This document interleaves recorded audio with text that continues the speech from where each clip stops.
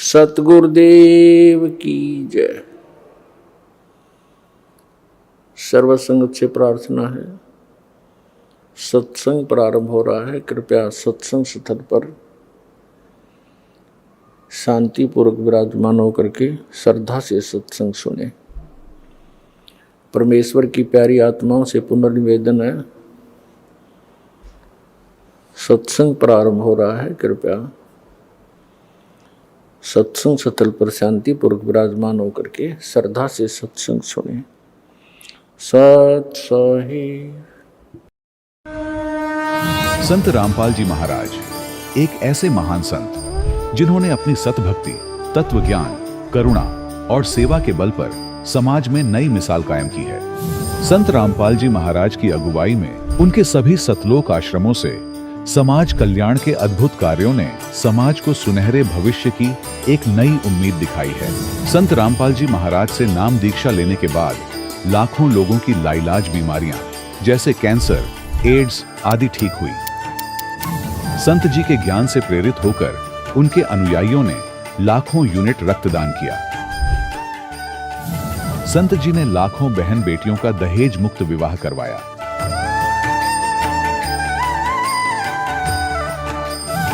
संत जी ने लाखों लोगों का नशा छुड़वाया, करोड़ों उजड़े परिवार बसे।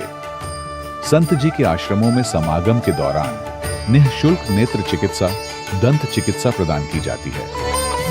संत रामपाल जी महाराज द्वारा समय समय पर पर्यावरण संरक्षण के उद्देश्य से बड़े स्तर पर वृक्षारोपण किया जाता है।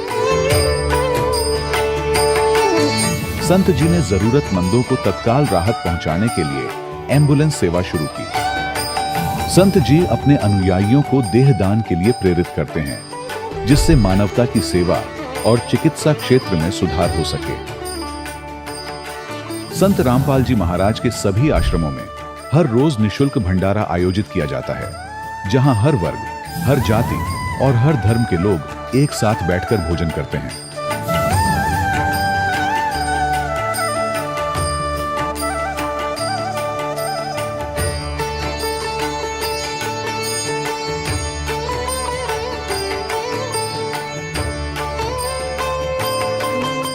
संत रामपाल जी महाराज की अन्नपूर्णा मुहिम ने गरीब और बेसहारा लोगों के जीवन में एक नई ऊर्जा और उम्मीद को जन्म दिया है। घर घर खाद्य सामग्री और जरूरी मदद पहुंचाकर संत रामपाल जी महाराज ने लोगों को दुख और मजबूरी से लड़ने की ताकत प्रदान की है।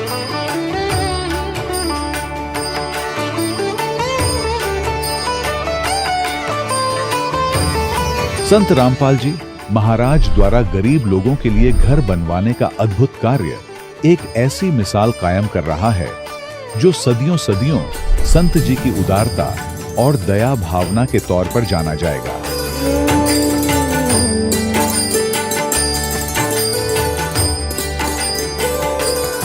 संत रामपाल जी महाराज के आश्रम में हजारों बुजुर्गों को सम्मान और प्यार के साथ जीवन जीने का अवसर मिलता है। उनके खाने, रहने और स्वास्थ्य की पूरी जिम्मेदारी संत रामपाल जी महाराज उठाते हैं। अनाथ बच्चों के लिए संत रामपाल जी महाराज के सभी आश्रम किसी वरदान से कम नहीं। यहाँ उन्हें शिक्षा, संस्कार और भविष्य के लिए बेहतर अवसर प्रदान किए जाते हैं। चाहे बाढ़ हो, भूकंप या महामारी, संत रामपाल जी महाराज और उनके अनुयायी हमेशा ही जरूरतमंदों के लिए सबसे आगे खड़े रहते हैं।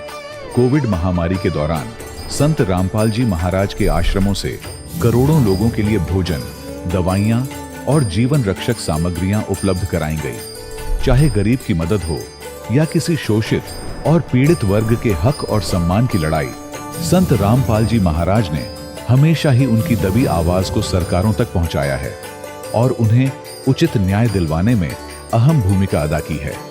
समाज में आध्यात्मिक और सामाजिक मूल्यों के प्रति जागरूकता लाने में संत रामपाल जी महाराज हर कदम पर मानवता के सच्चे सेवक साबित हुए हैं। संत रामपाल जी महाराज का जीवन हमें सिखाता है कि सच्ची सेवा वही है जो निस्वार्थ भाव से की जाए। आइए हम भी इस महान सेवा के कार्य में इस महान संत से जुड़ें और संत रामपाल जी महाराज से नाम दीक्षा लेकर अपने जीवन को धन्य बनाएं।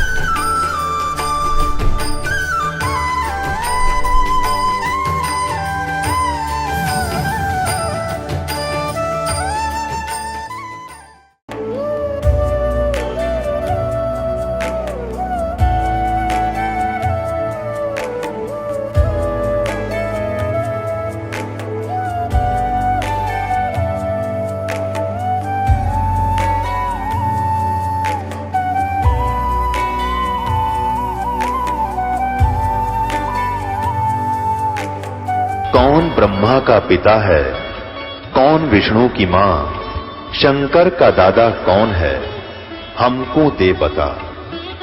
ये जानने के लिए कृपया सुनिए।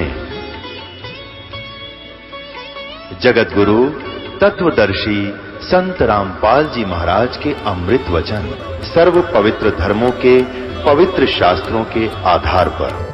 भारत, जहां आध्यात्मिकता और आस्था हर गली कूचे में बसती है, वहां नवरात्रि का त्योहार सिर्फ एक पर्व नहीं, बल्कि करोड़ों लोगों की भावनाओं और अरबों खरबों के बाजार का महासागर है। 9 दिनों तक मां दुर्गा के 9 रूपों की पूजा, बुराई पर अच्छाई की जीत का जश्न, यही तो हम बचपन से सुनते और देखते आए हैं। लेकिन क्या इस भव्य आयोजन और कान फाड़ देने वाले लाउडस्पीकर के शोर के बीच हम उस असली संदेश को कहीं खोते जा रहे हैं जो देवी दुर्गा हमें देना चाहती थी? साल में यूं तो 4 नवरात्र आते हैं, पर हमारी दिलचस्पी और बाजार की रौनक सिर्फ चैत्र और शारदीय नवरात्रि में रहती है। बंगाल की भव्य दुर्गा पूजा और गुजरात के जगमगाते गरबा पंडाल इसी समय हमारी आस्था को एक इवेंट में बदल देते हैं। लेकिन क्या यह इवेंट मैनेजमेंट, यह दिखावा ही धर्म का असली सार है? आज सवाल यह नहीं है कि हम 4 नवरात्र के स्थान पर 2 नवरात्र क्यों मनाते हैं। सवाल यह है कि नवरात्रि क्यों मनाते हैं और हम इसे कैसे मनाते हैं।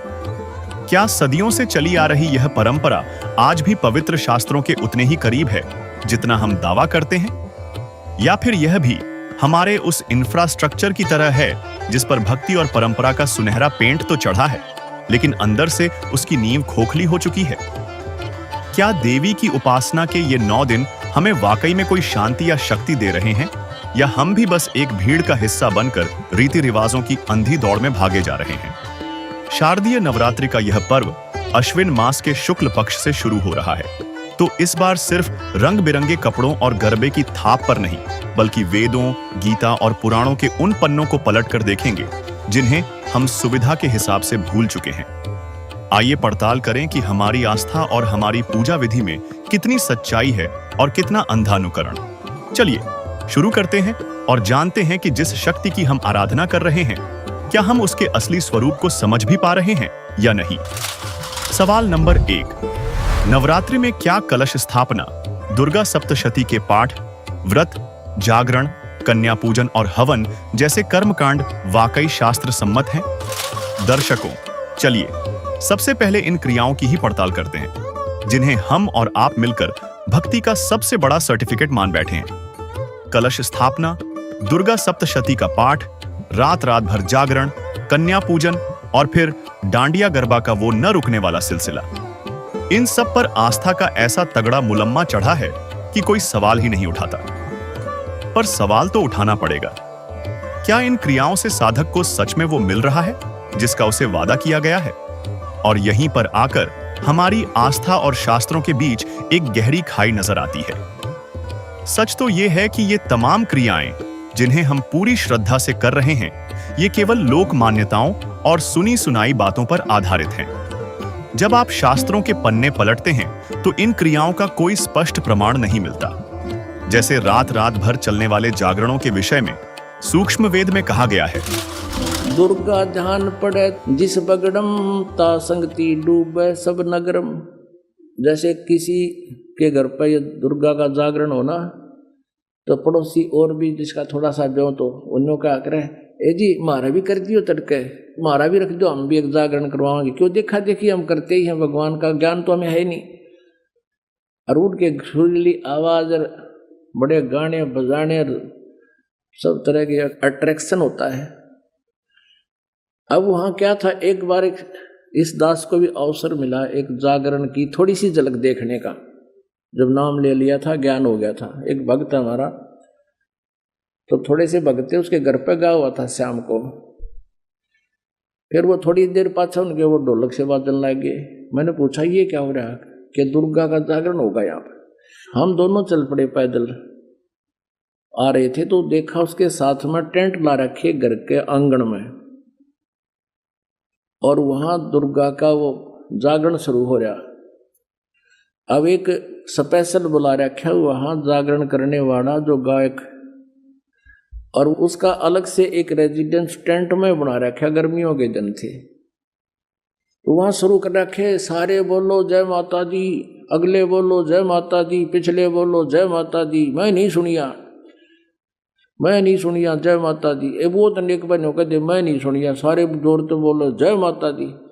अब वो न्यू करता करता सारे बोलो जय माता, वो टेंट में खिसक गया। और वो मेरा साथी ने बोला आज दिखाऊंगा आपको इस, वो टेंट हटा लिया हमने बाहर से, थोड़े से नु देखने लगे। वो पहले तो उसको देख रहे थे, वो गाने गाओ, तो फिर इधर गया तो फिर दूसरी वो कनात के सारा के देखे के करे। उसने वहाँ पौवा निकाला एक आधा बोतल उसका शराब का, दराज मत है, और वह कैंपा खोली, गिलास में दोनों डाले और गट दही कर कहने बोला पी के। मैं नहीं सुनिया, इतने कड़े सुनेगा लाली गुटी, मैं नहीं सुनिया, सारे बोलो तेरा गजब भैया।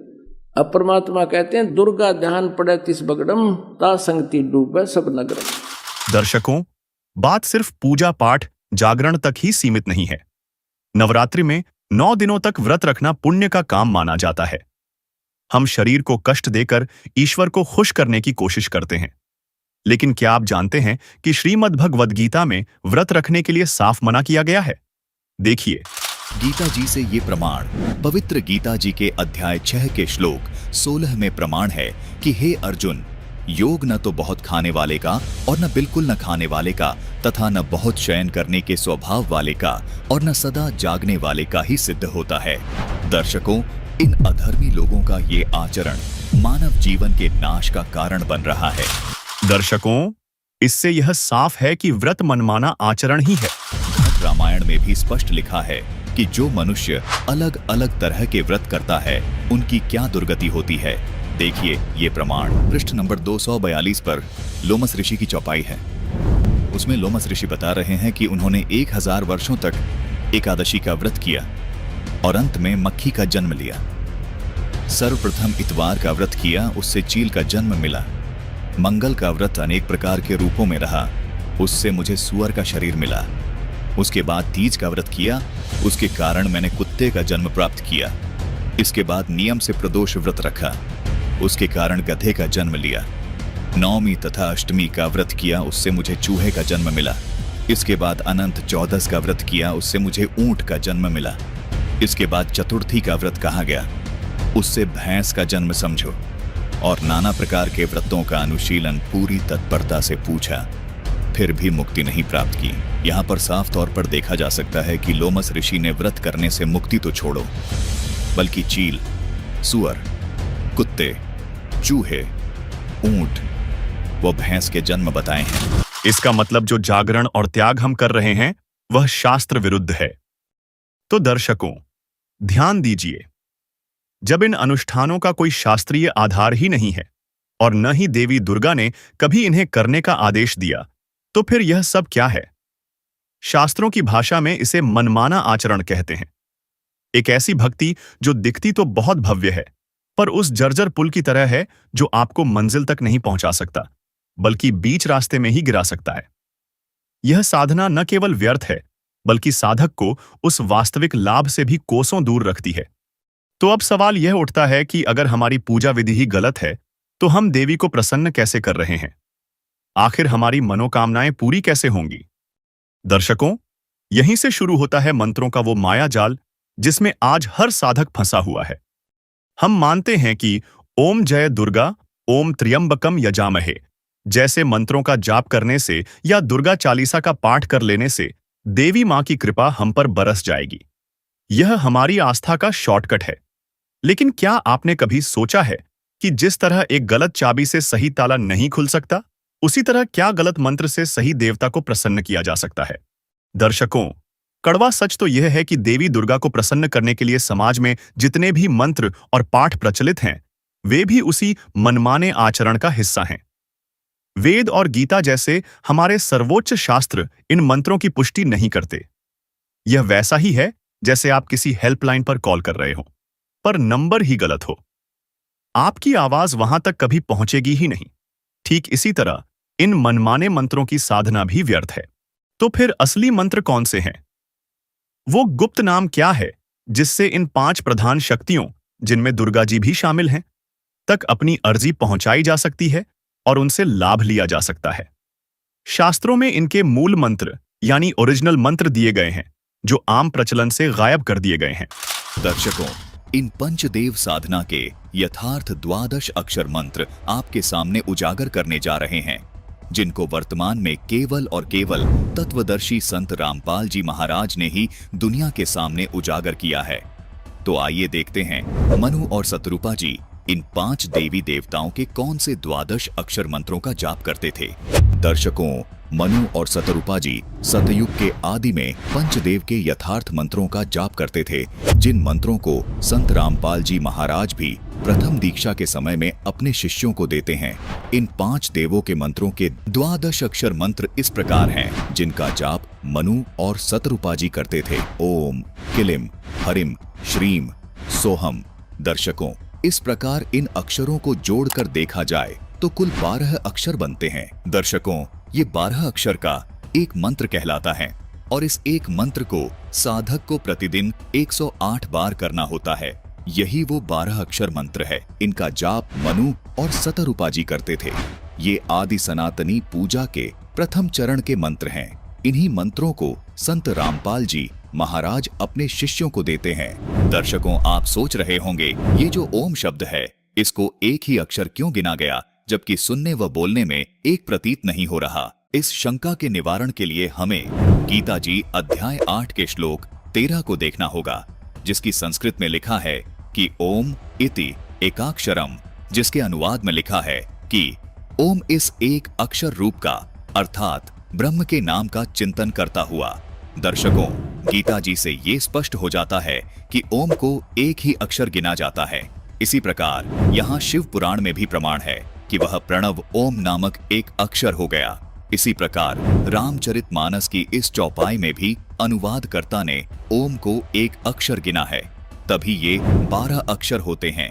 दर्शकों, इससे स्पष्ट है कि शास्त्रों के आधार पर ओम शब्द को एक अक्षर ही गिना जाता है। दर्शकों, किसी भी श्रद्धालु को ये शंका नहीं रहनी चाहिए कि ये अक्षर सही हैं या ये वाले अक्षर सही हैं। जैसा कि आप इसी रामचरितमानस की इस चौपाई में देख रहे हैं कि यहाँ अक्षर शब्द लिखा है, यहाँ ये अक्षर शब्द संत भाषा में लिखा गया है, जबकि इस अक्षर शब्द को अगर हम शुद्ध करके लिखेंगे तो ऐसे लिखेंगे। इसमें ना तो च शब्द है और न ही छ शब्द है, लेकिन ये दोनों ही शब्द अक्षर का बोध करवाते हैं। अनुवादकर्ता ने 12 अक्षर शब्द का अर्थ द्वादशाक्षर किया है, यानी अक्षर शब्द को अक्षर लिखा है, जो बिल्कुल ठीक है। इसी प्रकार इन मंत्रों को व्याकरण की दृष्टि से देखने में भिन्नता नजर आ रही है, लेकिन ये इन देवी देवताओं के मूल मंत्र होने का ही बोध करवाते हैं। इसी प्रकार एक और शब्द है, ये देखिए, रामचरितमानस की इस चौपाई में लच्छी शब्द है, जो कि संत भाषा में इस प्रकार लिखा गया है, लेकिन यदि इस शब्द को शुद्ध करके लिखेंगे तो लक्ष्मी शब्द बन जाएगा। इसी प्रकार रामचरितमानस के इस दोहे में ओरु शब्द लिपिबद्ध है, जो कि संत भाषा के दृष्टिकोण से लिखा गया है, लेकिन अनुवादक ने इस शब्द का अनुवाद करते समय ओरु को और लिखा है। दर्शकों, दोनों शब्द समान अर्थ का बोध करवा रहे हैं। इसी प्रकार लच्छी को अनुवादक ने लक्ष्मी लिखा है, अर्थात लच्छी संत भाषा के दृष्टिकोण से लिखा गया है और लक्ष्मी व्याकरण की दृष्टिकोण से लिखा गया है, लेकिन दोनों शब्द श्री लक्ष्मी का बोध करवाते हैं। ठीक इसी तरह जैसे यहाँ ये किलियम शब्द और ये किलिम शब्द दोनों ही श्री गणेश जी के मूल मंत्र का बोध करवा रहे हैं। इसलिए सभी श्रद्धालुओं से निवेदन है कि आप ये देखकर भ्रमित न हो कि एक ही मंत्र अलग अलग तरह से क्यों लिखा अथवा बोला गया है। दर्शकों, ये आदि सनातनी पूजा के प्रथम चरण के 12 अक्षर मंत्र हैं। इन मंत्रों को केवल पूर्ण संत से लेकर ही जाप किया जाता है। तत्वदर्शी संत ही इन मंत्रों को जाप करने की विधि बताता है। आपको शंका हो सकती है कि इन मंत्रों का प्रमाण और किस ग्रंथ में है। दर्शकों, ये तो प्रमाणित हो ही चुका है कि आदि सनातनी पूजा के अंतर्गत आने वाले इन 12 अक्षर मंत्रों को सतयुग के आदि में सत सुकृत रूप में आए कबीर परमात्मा ने मनु और शतरूपा को दिया था, जिसके कुछ वर्ष बाद ये भक्ति लुप्त हो गई। दर्शकों, यही 12 अक्षर मंत्र कलयुग में आज से लगभग 600 वर्ष पहले कबीर परमात्मा ने इन द्वादश अक्षर मंत्रों का जाप अपने शिष्यों को दिया था, जिसका प्रमाण आपको कबीर शब्दावली के पेज 77 पर देखने को मिलेगा, जिसमें कबीर साहिब जी का एक शब्द है, कर नैनो दीदार महल में प्यारा है। कबीर साहिब जी ने अपने इस शब्द में इन द्वादश अक्षर मंत्रों को स्पष्ट लिखा है। वाणी है कि कर नैनो दीदार महल में प्यारा है। फिर आगे लिखा है, मूल कमल दल चतुर बखानो, किलिम जाप लाल रंग मानो, देव गणेश तहां रोपा थानो, रिद्धि सिद्धि चवर ढुलारा है, स्वाद चक्र शट दल बिस्तारो, ब्रह्मा सावित्री रूप निहारो, उलट नागिनी का सिर मारो, तहां शब्द ओंकारा है, नाभि अष्ट कमल दल साझा, सेत सिंहासन विष्णु विराजा, हरिम जाप तासु मुख गाजा, लक्ष्मी शिव आधारा है, द्वादश कमल हृदय के माही, जग गौरी शिव ध्यान लगाई, सोहम शब्द तहां धुन छाई, गण करे जय जयकारा है, षोडश दल कमल कंठ के माही, ते ही मध्य बसे अविद्या बाई, हरिहर ब्रह्मा चवर ढुराई, जहां श्रीम नाम उच्चारा है। दर्शकों, कबीर साहिब जी के इस शब्द में वो द्वादश अक्षर मंत्र स्पष्ट लिखे हैं जो सृष्टि के आदि में मनु और सतरूपाजी करते थे। यहाँ संत भाषा में शब्दों को अलग तरह से लिखा गया है। दर्शकों, संतों ने अपनी स्थानीय भाषा को मध्य नजर रखते हुए संत भाषा में इन द्वादश अक्षर मंत्रों को इस तरह लिखा है। व्याकरण की दृष्टि से इन द्वादश अक्षर मंत्रों को इस तरह लिखा जाता है, लेकिन ये सभी शब्द इन्हीं द्वादश अक्षरों का बोध करवा रहे हैं। आपको एक प्रमाण और दिखाते हैं। 600 वर्ष पहले कबीर परमात्मा ने इन द्वादश अक्षर मंत्रों को लिपिबद्ध करवाया, जिसके बाद फिर से इन द्वादश अक्षर मंत्रों का लोप हो गया था। कबीर परमात्मा ने आज से लगभग 300 साल पहले फिर प्रकट होकर गरीबदास जी महाराज को छुड़ानी में आकर इन द्वादश अक्षर मंत्रों को प्रदान किया। प्रमाण के लिए देखिए गरीबदास जी महाराज द्वारा रचित अमर ग्रंथ, जिसके ब्रह्म कला अंग में और मुक्ति मुद्रा अंग में ये द्वादश अक्षर मंत्र स्पष्ट लिखे हैं। देखिए, ये है ब्रह्म कला अंग जिसमें ये द्वादश अक्षर मंत्र स्पष्ट लिखे हैं, और ये देखिए, ये है मुक्ति मुद्रा अंग जिसमें ये द्वादश अक्षर मंत्र स्पष्ट लिखे हैं। इन्हीं द्वादश अक्षर मंत्रों का जाप परमात्मा कबीर जी ने नानक जी को दिया था, जिसको नानक जी स्वयं जाप करते थे। कबीर परमात्मा ने बाबा नानक जी को दूसरे चरण की साधना का यथार्थ मंत्र सतनाम भी प्रदान किया था, जिसको बाबा नानक जी ने कभी किसी को आगे जपने के लिए नहीं दिया। प्रथम चरण में मिलने वाले इन द्वादश अक्षरों वाले मंत्रों को बाबा नानक जी ने आगे गुरु परंपरा में केवल गद्दी पर बैठने वाले उत्तराधिकारी को इन द्वादश अक्षरों वाले मंत्रों का भेद बताया, जिसका प्रमाण हमें सिख धर्म की प्रमाणित पुस्तक 35 अखरी में देखने को मिलता है, जिसमें यही द्वादश अक्षर मंत्र शुद्धता के साथ लिखे हैं। देखिए यहाँ पर ओम, हरिम, श्रीम, किलिम और सोहम स्पष्ट लिखे हैं। वर्तमान में इन द्वादश अक्षरों वाले मंत्रों का जाप और इनके करने की सही विधि केवल संत रामपाल जी महाराज के पास है। संत रामपाल जी महाराज ही इन मंत्रों को प्रदान करने के एकमात्र अधिकारी संत हैं। यदि कोई श्रद्धालु इन मंत्रों का जाप स्वतः ही करने लग जाए तो उससे कोई लाभ नहीं मिल सकता। दर्शकों, जिस प्रकार कोई व्यक्ति यदि किसी असली पासपोर्ट की फोटो देखकर खुद से पासपोर्ट बनाने लग जाए या किसी अनधिकारी से हस्ताक्षर करवा के पासपोर्ट प्राप्त करने की कोशिश करे, तो ये उसका व्यर्थ प्रयत्न होगा, जो कि उसके लिए बहुत हानिकारक होगा। इसी प्रकार परमात्मा प्राप्ति के इन मंत्रों का जाप केवल अधिकारी संत से ही प्राप्त कर सकते हैं, जो कि वर्तमान समय में इन मंत्रों को देने के अधिकारी केवल संत रामपाल जी महाराज ही हैं। इन्हीं द्वादश अक्षर वाले मंत्रों का जाप संत रामपाल जी महाराज प्रथम चरण की दीक्षा में अपने शिष्यों को सन 1994 से दे रहे हैं। दर्शकों, ये द्वादश अक्षर मंत्र पंचदेव साधना के यथार्थ मंत्र हैं, जबकि ये तमाम धर्म गुरु ओम नमो भगवते वासुदेवाय को द्वादश अक्षर मंत्र बताकर आपको भ्रमित कर रहे हैं और खुद भी भ्रमित हैं। ओम नमो भगवते वासुदेवाय मंत्र श्री कृष्ण जी का यथार्थ मंत्र मानकर जप रहे हैं, जबकि खुद शंकराचार्य जी भी मानते हैं कि हिंदू धर्म में पंचदेव साधना बताई गई है। कोई धर्म गुरु केवल श्री कृष्ण जी का प्रणाम वाक्य ही बोल रहा है, कोई शिव जी का प्रणाम वाक्य ही बोल रहा है, जबकि दूसरी ओर संत रामपाल जी महाराज श्री कृष्ण जी उर्फ श्री विष्णु जी के सहित ये पंचदेव साधना की यथार्थ भक्ति बता रहे हैं। इन धर्म गुरुओं ने जीवन भर आपसे ओम नमो भगवते वासुदेवाय, ओम नमः शिवाय आदि प्रणाम वाक्य जपवाए हैं, लेकिन श्रद्धालुओं को कोई लाभ नहीं मिला। इसका कारण है कि ये यथार्थ मंत्र हैं ही नहीं। आपकी पुकार इन देवी देवताओं तक पहुंच ही नहीं रही। दर्शकों, असली खेल इन यथार्थ मंत्रों का है। केवल इन्हीं के जाप से इन शक्तियों को प्रसन्न किया जा सकता है और सांसारिक लाभ प्राप्त किए जा सकते हैं।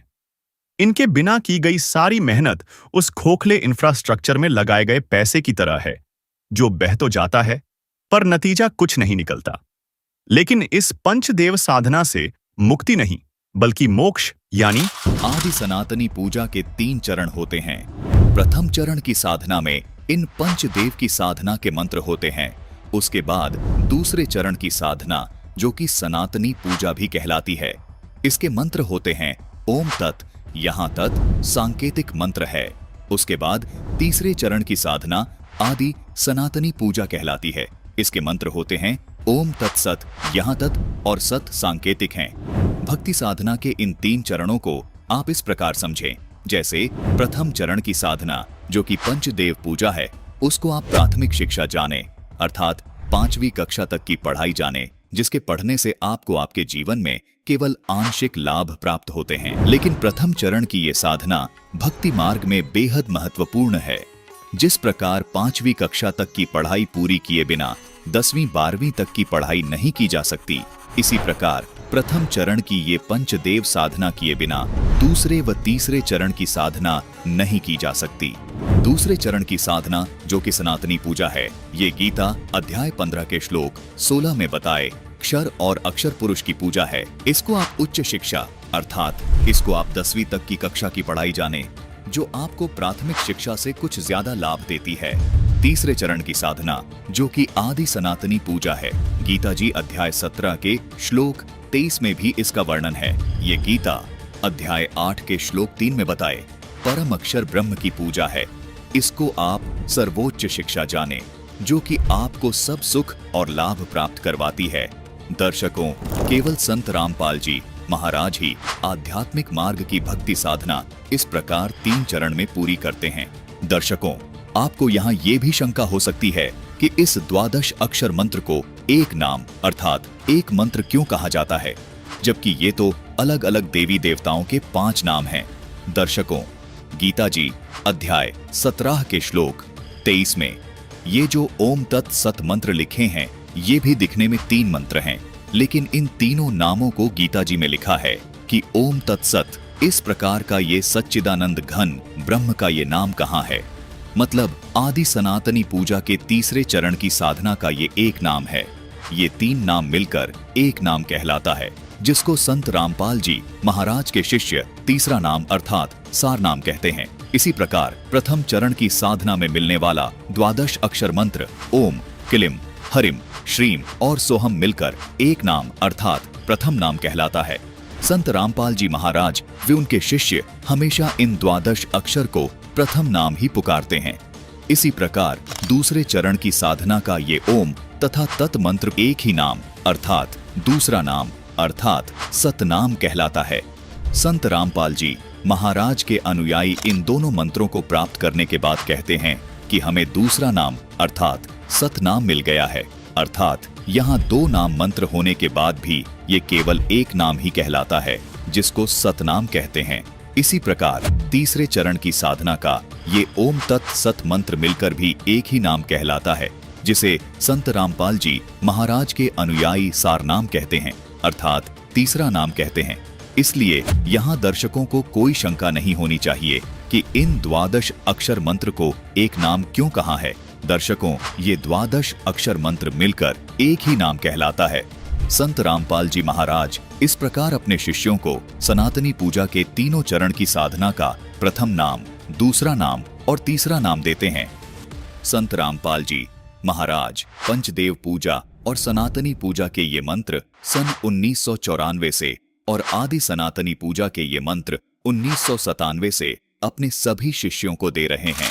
सवाल नंबर 2, अगर हमारे मंत्र गलत हैं और हम सही मंत्रों का जाप करने भी लगें, तो क्या इससे हमारी सबसे बड़ी समस्या प्रारब्ध यानी हमारे पिछले कर्मों का वो लेखा जोखा जिसे हम आम भाषा में किस्मत कहते हैं, हल हो जाएगी? दर्शकों, हर साधक नवरात्रि की पूजा इसी उम्मीद से करता है कि मां दुर्गा उसके प्रारब्ध के बुरे कर्मों को काट देंगी और भविष्य के संकटों से उसे बचा लेंगी। यह हमारी आस्था की सबसे बड़ी डील है। 9 दिन का व्रत, पूजा और जागरण, और बदले में संकटों से सुरक्षा। लेकिन क्या यह डील उतनी ही पक्की है जितना हम मानते हैं, या यह भी एक और धोखा है? जब आप शास्त्रों की गहराई में उतरते हैं तो एक और चौंकाने वाली सच्चाई सामने आती है। सच्चाई यह है कि देवी दुर्गा और त्रिदेव ब्रह्मा, विष्णु, शिव भी आपके प्रारब्ध कर्मों को बदलने या आने वाले संकटों को टालने में समर्थ नहीं है। श्रीमद् देवी भागवत 3रा स्कंद।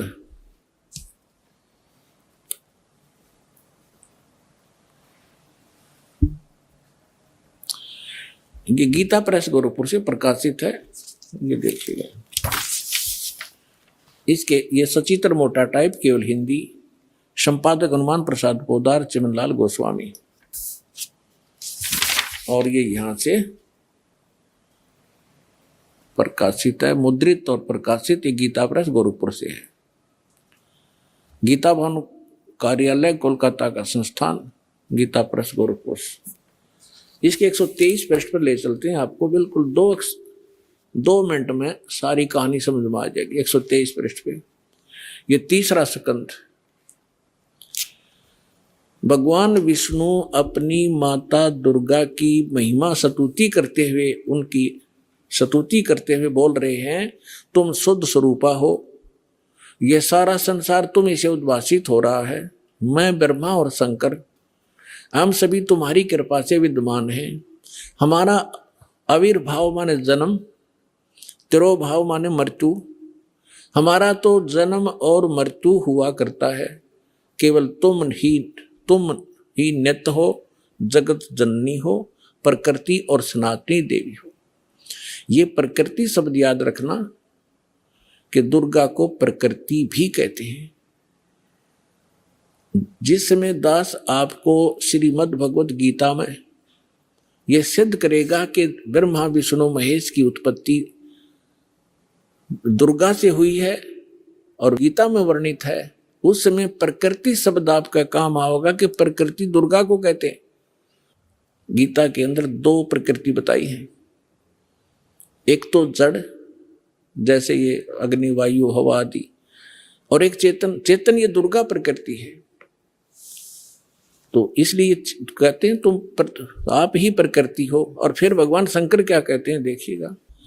भगवान शंकर बोले, देवी यदि महाभाग विष्णु तुम्ही से प्रकट हुए हैं, उनके बाद उत्पन्न होने वाले ब्रह्मा भी तुम्हारे बालक हुए, फिर मैं तमोगुणी लीला करने वाला,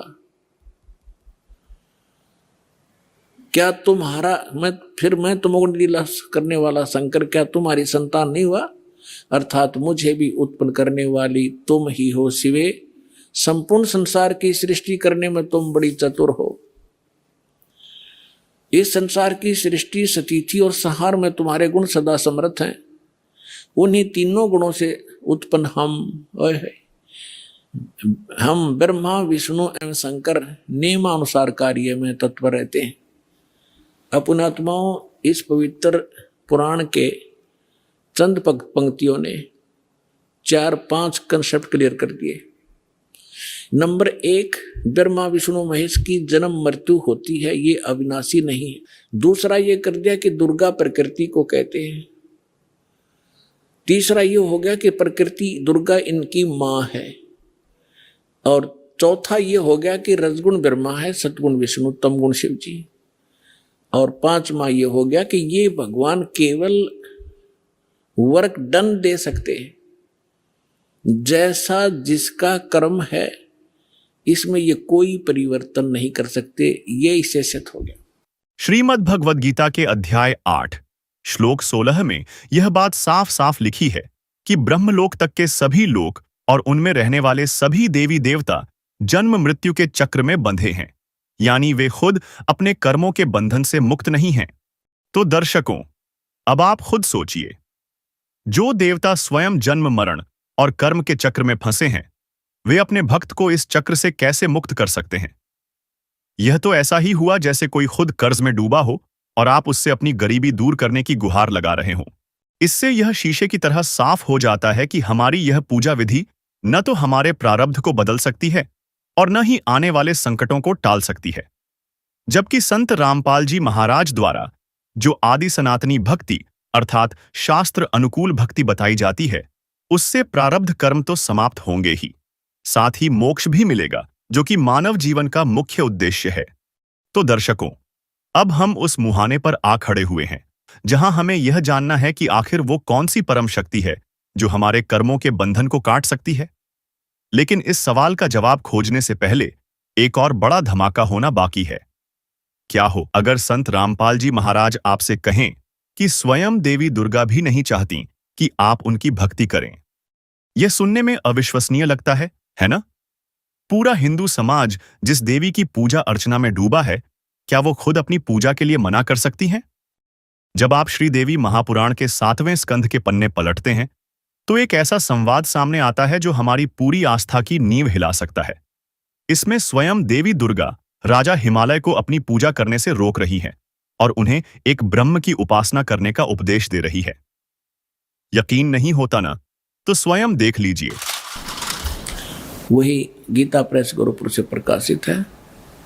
इसमें आपको दिखाते हैं 562 पृष्ठ पे। एक बार हिमालय राजा को देवी जी ज्ञान उपदेश कर रही है और ब्रह्म के बारे में जानकारी दे रही है। देखिएगा 562 पृष्ठ, संक्षिप्त देवी भागवत, और ये 7वां स्कंध। यहाँ हम आ जाते हैं। देवी के द्वारा हिमालय को ज्ञानोपदेश, देवी के द्वारा हिमालय को ज्ञानोपदेश, ब्रह्म स्वरूप का वर्णन।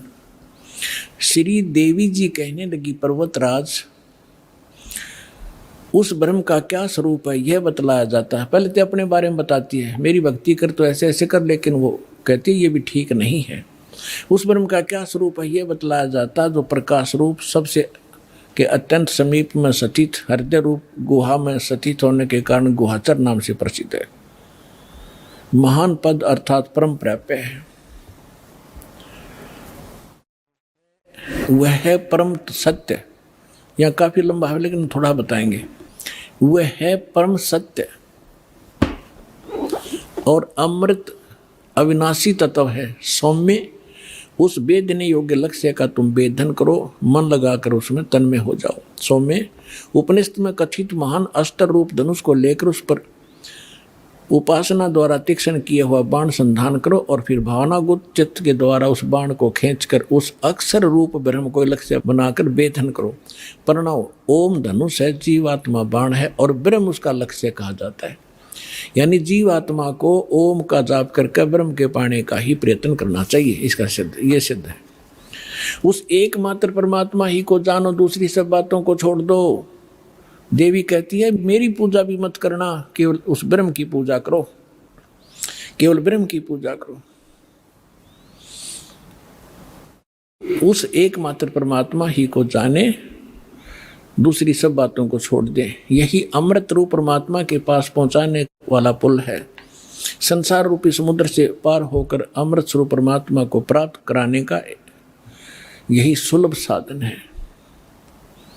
इस आत्मा का, इस परमात्मा का ओम के जप से के साथ ध्यान करो। ओम का जाप करो।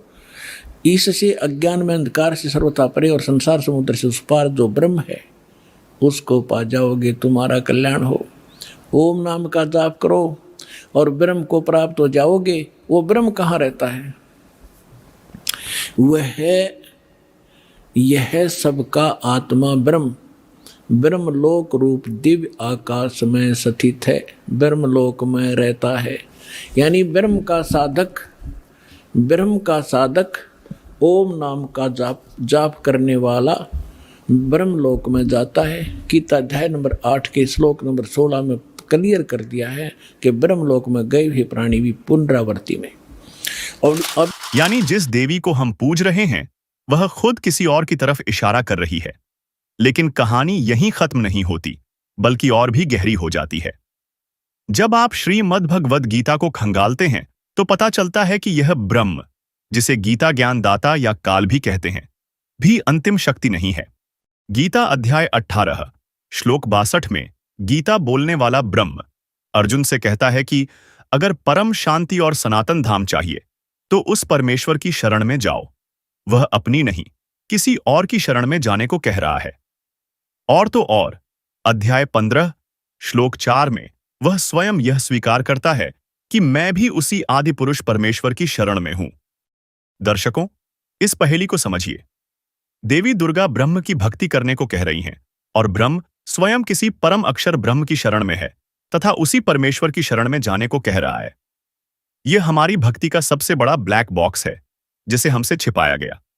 हम तो बस बीच के मैनेजमेंट में ही उलझ कर रह गए, जबकि असली मालिक कोई और है। सवाल नंबर 3, वह पूर्ण परमात्मा, वह परम अक्षर ब्रह्म कौन है? और सबसे महत्वपूर्ण, आज के इस दौर में वह तत्वदर्शी संत कौन है जो हमें उस परम शक्ति तक पहुंचने का सही और सीधा रास्ता दिखा सकता है? तो दर्शकों, अब हम उस अंतिम और सबसे बड़े सवाल पर पहुंच चुके हैं जिसका जवाब हमारी पूरी आध्यात्मिक यात्रा को एक नई दिशा दे सकता है। हमारे समाज में परमात्मा के नाम पर एक अजीब कंफ्यूजन फैलाया गया है। कोई शिव को, कोई विष्णु को, तो कोई देवी दुर्गा को ही पूर्ण परमात्मा मानकर पूज रहा है। यह एक ऐसा चक्रव्यूह है जिसमें हमें जानबूझकर फंसाया गया है ताकि हम कभी उस एक असली मालिक तक पहुंच ही न पाएं। तो वह पूर्ण परमात्मा, वह परम अक्षर ब्रह्म कौन है जिसकी भक्ति से कर्म बंधन समाप्त होते हैं? दर्शकों, संत रामपाल जी महाराज ने बताया है कि हमारे ही पवित्र सदग्रंथ इसका सीधा और स्पष्ट जवाब देते हैं।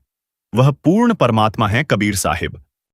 दर्शकों, यह कोई सुनी सुनाई बात नहीं, बल्कि संत रामपाल जी महाराज इसका प्रमाण हमारे वेदों से, सर्वधर्म ग्रंथों से, परमात्मा प्राप्त संतों की वाणियों से देते हैं, जो साफ तौर पर कबीर साहिब को ही सृष्टि का रचनहार और सभी पापों का नाश करने वाला बताते हैं। कबीर परमेश्वर ही वह एकमात्र शक्ति है जो साधक के प्रारब्ध के पाप कर्मों के पहाड़ को भी जलाकर राख कर सकते हैं और आने वाले हर संकट को टालने में पूरी तरह सक्षम है। तो चलिए आपको संत रामपाल जी महाराज के तत्व ज्ञान का एक अंश दिखाते हैं। दर्शकों, वीडियो में आगे बढ़ने से पहले हम यह जान लेते हैं कि प्रारब्ध कैसे बनता है और प्रारब्ध प्राणी का कैसे बनता है। हमारे जन्म जन्मांतर के पुण्य और पाप यहाँ के न्यायाधीश धर्मराज के दरबार में डिपॉजिट है और वहाँ से वो एवरेज निकाल लेता है।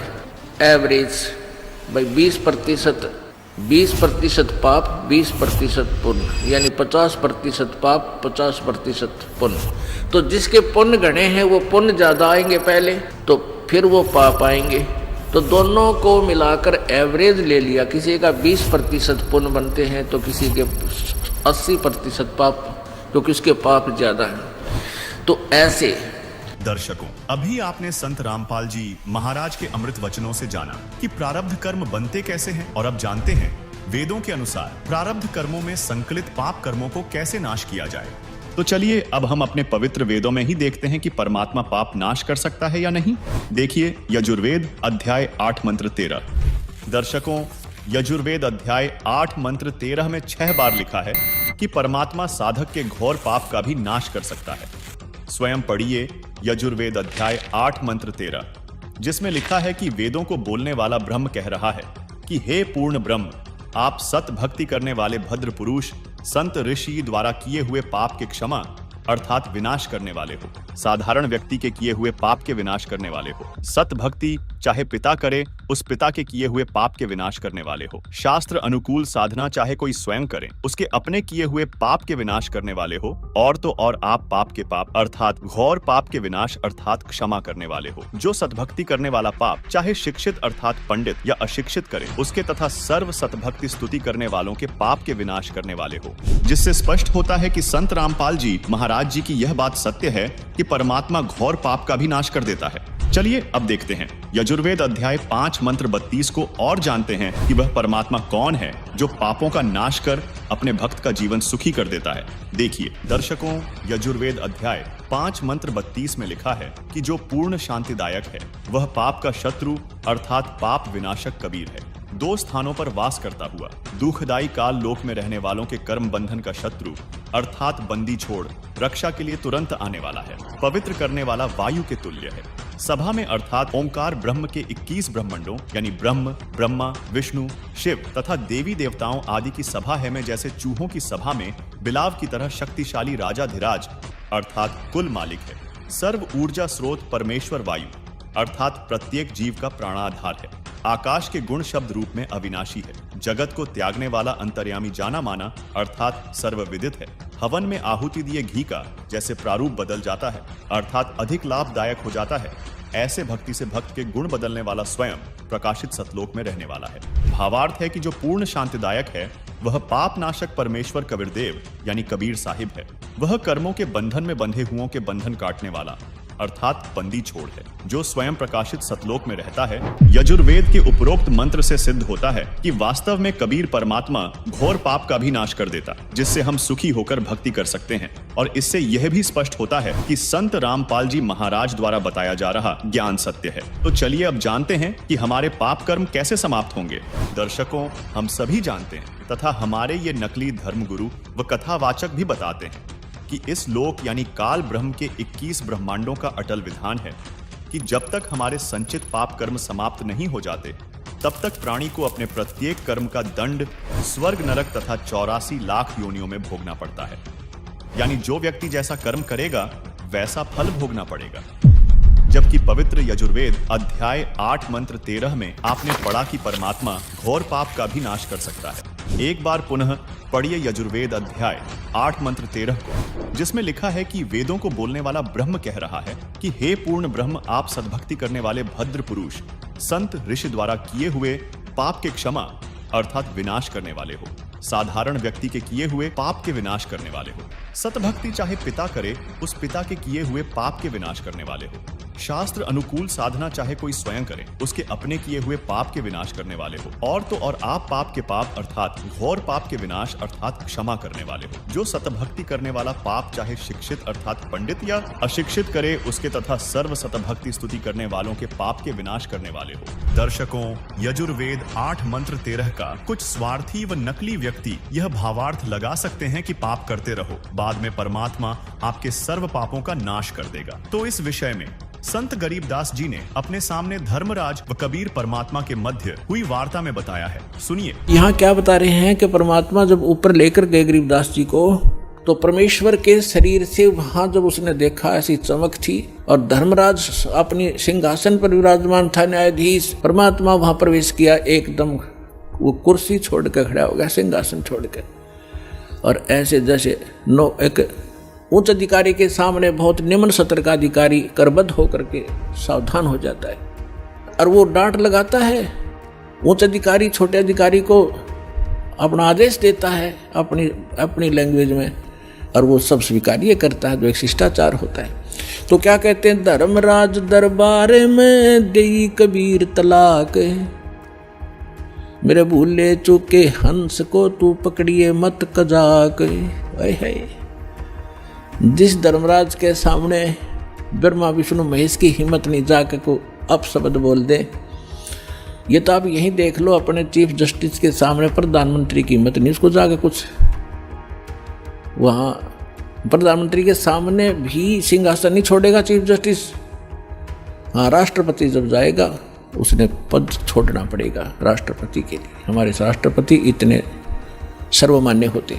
इसी प्रकार जब धर्मराज ने देखा कि राष्ट्रपति आगे यानी पूरी विश्व के मालिक एकदम कुर्सी छोड़कर खड़े हो गए, परमात्मा क्या कहने लगे, धर्मराज दरबार में देई कबीर तलाक, मेरे भूले चूके हंस को तू पकड़िए मत कजाक, कि मेरा हंस और गलती से नाम भी त्याग दिया हो, गलती से ना ध्यान रहा हो, जानबूझ कर बकवाद करे, उसका तो माफी है नहीं। और किसी कारण से भी आपने नाम ले रखा है और आपका ना ध्यान रहा फिर छोड़ छाड़ गए कुछ दिन, तो जब आपकी मृत्यु होगी तो परमात्मा कहते हैं आपको वहाँ ले जाया जाएगा धर्मराज के पास। तो क्या कहते हैं, आपने जो 2-4 साल भक्ति कर ली, 2-4 वर्ष संतदास के यथार्थ नाम की, तो इन सभी मंत्रों का जो जाप आप कर रहे हो शरीर के अंदर, ब्रह्मा जी, विष्णु जी, शिव जी, गणेश जी, दुर्गा जी का, इनकी बहुत सी भक्ति संग्रहित हो जाती है, क्योंकि ये बहुत गजब का मंत्र है। इसके आधार से फिर आपको कोई किसी को विष्णु जी के लोक में कुछ दिन जाना पड़ेगा, वहाँ अपनी पुण्य खत्म करोगे, फिर वहाँ से पुण्य खत्म होते ही आपको ब्रह्मा जी के लोक में भेज देंगे, वहाँ देवता बन करोगे, फिर विष्णु जी के लोक में, फिर शिव जी के लोक में, अपनी सारी पूंजी नाश करके और फिर नरक लोक में।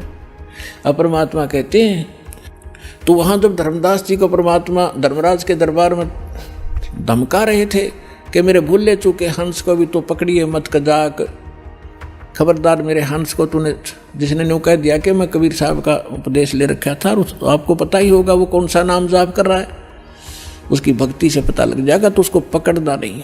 फिर क्या कहता धर्मराज, क्या कहते हैं, बोले पुरुष कबीर से धर्मराय कर जोड़े, तुमरे हंस को पकड़ूं नहीं मन 2 ही लाख करोड़े। ने बोला जी आपके हंस न मैं नहीं पकड़ सकता, मैंने दोहाई है, लाख करोड़ दोहाई। फिर क्या बताता, अपनी व्यवस्था, अपनी मजबूरी बता रहा है कि यहाँ का विधान है, जैसा कर्म जिसने किया है वो भोगना पड़ेगा। अब मेरे वो कागजों में होगा, तो यहाँ तो परमात्मा इस लिखत का हिसाब चलता है, जैसने जैसा कर्म किया वो भोगना पड़ेगा। आपकी शरण माने से पहले उस प्राणी ने जो आपसे बिछुड़ गया, उसके पाप भी होंगे, पुण्य भी होंगे, तो मुझे तो दोनों का ही दंड देना पड़ेगा। तो परमात्मा क्या कहते हैं, धर्मधारी जारी नरा और भांग तमाकू खाई, यानी पहले कितनी गलती कर रखी है इसने। मद आहारी शराब पीने वाले, यानी और भी बहुत सी गलतियां जो कर दी हों, तमाकू भांग खाते हों, और पर्दा राग पर घर तकें, दूसरे की पत्नी में पूरी नीयत रखते हैं, दूसरे के घर को तकते हैं, यानी चोरी दाव लगाते हैं, उनको पकड़ूं के नहीं। आपकी शरण माने से पहले जिन्होंने जो गलतियां ये कर रखी हैं दाता, उनको पकड़ूं के नहीं। मदहारी जारी नरा जो भांग तमाकू खाही, परदारा पर घर तकें जिनको लो अकनाही। धर्मराय विनती करे सुनियो पुरुष कबीर, हे भगवान कबीर सुनियो, जिनको तो पकड़ने पड़ेंगे और जड़नी पड़े जंजीर। अब परमात्मा क्या कहते हैं, कर्मों से तीरथ हैं अब हैं जो शरण कबीर, जिनको निश्चय मारे हूं और काटो बल तकसीर। यानी परमात्मा क्या कहते हैं, पहले किए सो बकस हूँ आगे करे ना कोई, गरीबदास कबीर कहे धर्मराय सो नाम रटे मम सोई। ये करम वरम ब्रह्मंड के मैं पल में करहूँ नेश, जिन हमरी दो ही दई सो करो हमारे पेश। अपने आत्माओं अध्यात्म ज्ञान का तभी छींट भी नहीं थी अपने पास। इस जैसे आप देखते हो प्रत्येक देश में, प्रत्येक देश का एक राजदूत भवन होता है, ऐसे ही परमात्मा ने प्रत्येक ब्रह्मांड में अपना एक राजदूत भवन बना रखा है। और जो यहाँ ऐसा कहता है कि मैं तो ऐसे ऐसे भगवान कबीर साहब का भक्त हूँ और आप मेरा निर्णय, मेरा कोई अकाउंट नहीं कर सकते, तो परमात्मा कहते हैं कर्म भ्रम ब्रह्मंड के मैं पल में कर हूँ नेश, 1 मिनट में नष्ट कर दूंगा तेरे, तूने ये बकवास जो इस जीव से करवा रखी है, तूने करवाए सारे उल्टे कर्म इससे, अज्ञान भर के इसके अंदर। और जिसने मेरा नाम लिया, मेरी दुहाई दी के इस हृदय से जो पुकारेगा वहाँ के, मैं तो भगवान कबीर साहब का शिष्य था, उनका बच्चा हूँ, आप मुझे कैसे ले आए यहाँ पर। तो उनको मेरे पास, मेरे राजदूत भवन में करो हमारे पेश, तो उसका अकाउंट भी नहीं लेना, खबरदार, परमात्मा ने यहाँ तक बोल दिया। दर्शकों, अभी आपने धर्मराज और कबीर परमात्मा के मध्य हुई वार्ता को सुना, जिसमें संत गरीबदास जी ने स्पष्ट किया है कि गरीब, पहले किए वो बख्श हूं, आगे करे ना कोई। कबीर कह धर्मराय से, नाम रटई मम सोई, गरीब कर्म भ्रम ब्रह्मंड के, पल में करहूं नेश, जिन हमरी दो ही दई, सो करो हमारे पेश। यानी कबीर परमात्मा धर्मराज से कहते हैं कि जो पाप कर्म मेरी शरण में आने से पहले किए थे उनको क्षमा कर दूंगा, आगे वह भक्त पाप कर्म नहीं करेगा। अर्थात जो हमारी सच्ची भक्ति पूर्ण संत से लेकर करेगा उसके सर्व पाप नाश कर दूंगा।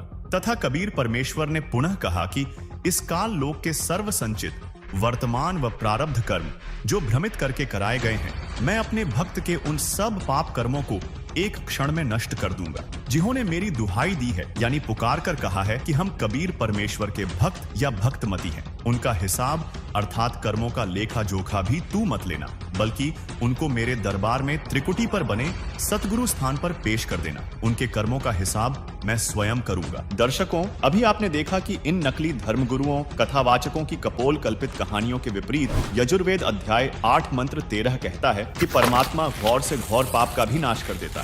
और यजुर्वेद के इसी उल्लेख को प्रमाणित करते हुए पूर्ण परमात्मा कबीर जी अपने विधान में बताते हैं, कबीर जब ही सत्य नाम हृदय धरा, भयो पाप का नाश, मानो चिंगारी अग्नि की पड़ी पुराने घास। अर्थात जिस समय साधक को सतनाम अर्थात वास्तविक नाम मंत्र पूर्ण गुरु से मिल जाता है और वह साधक पूर्ण परमात्मा की भक्ति अर्थात सतनाम का स्मरण आजीवन मर्यादा में रहकर करता है, तो उसके सर्व पाप कर्म ऐसे नष्ट हो जाते हैं जैसे सूखे घास के बहुत बड़े ढेर को अग्नि की छोटी सी चिंगारी जलाकर भस्म कर देती है, उसकी राख को हवा उड़ाकर इधर उधर कर देती है। ठीक इसी प्रकार पूर्ण परमात्मा की भक्ति का सतनाम मंत्र रूपी अग्नि घास के ढेर रूपी पाप कर्मों को भस्म कर देता है, जो दुखों का मूल है, जिससे साधक सुखी हो जाता है। यानी सच्चे संत के द्वारा बताई गई पूर्ण परमात्मा कबीर साहिब की शास्त्र अनुकूल सच्ची भक्ति करने से प्रारब्ध कर्म नहीं भोगना पड़ेगा। दर्शकों, अभी आपने देखा कबीर परमात्मा हमारे सभी पाप कर्मों का नाश कर देते हैं,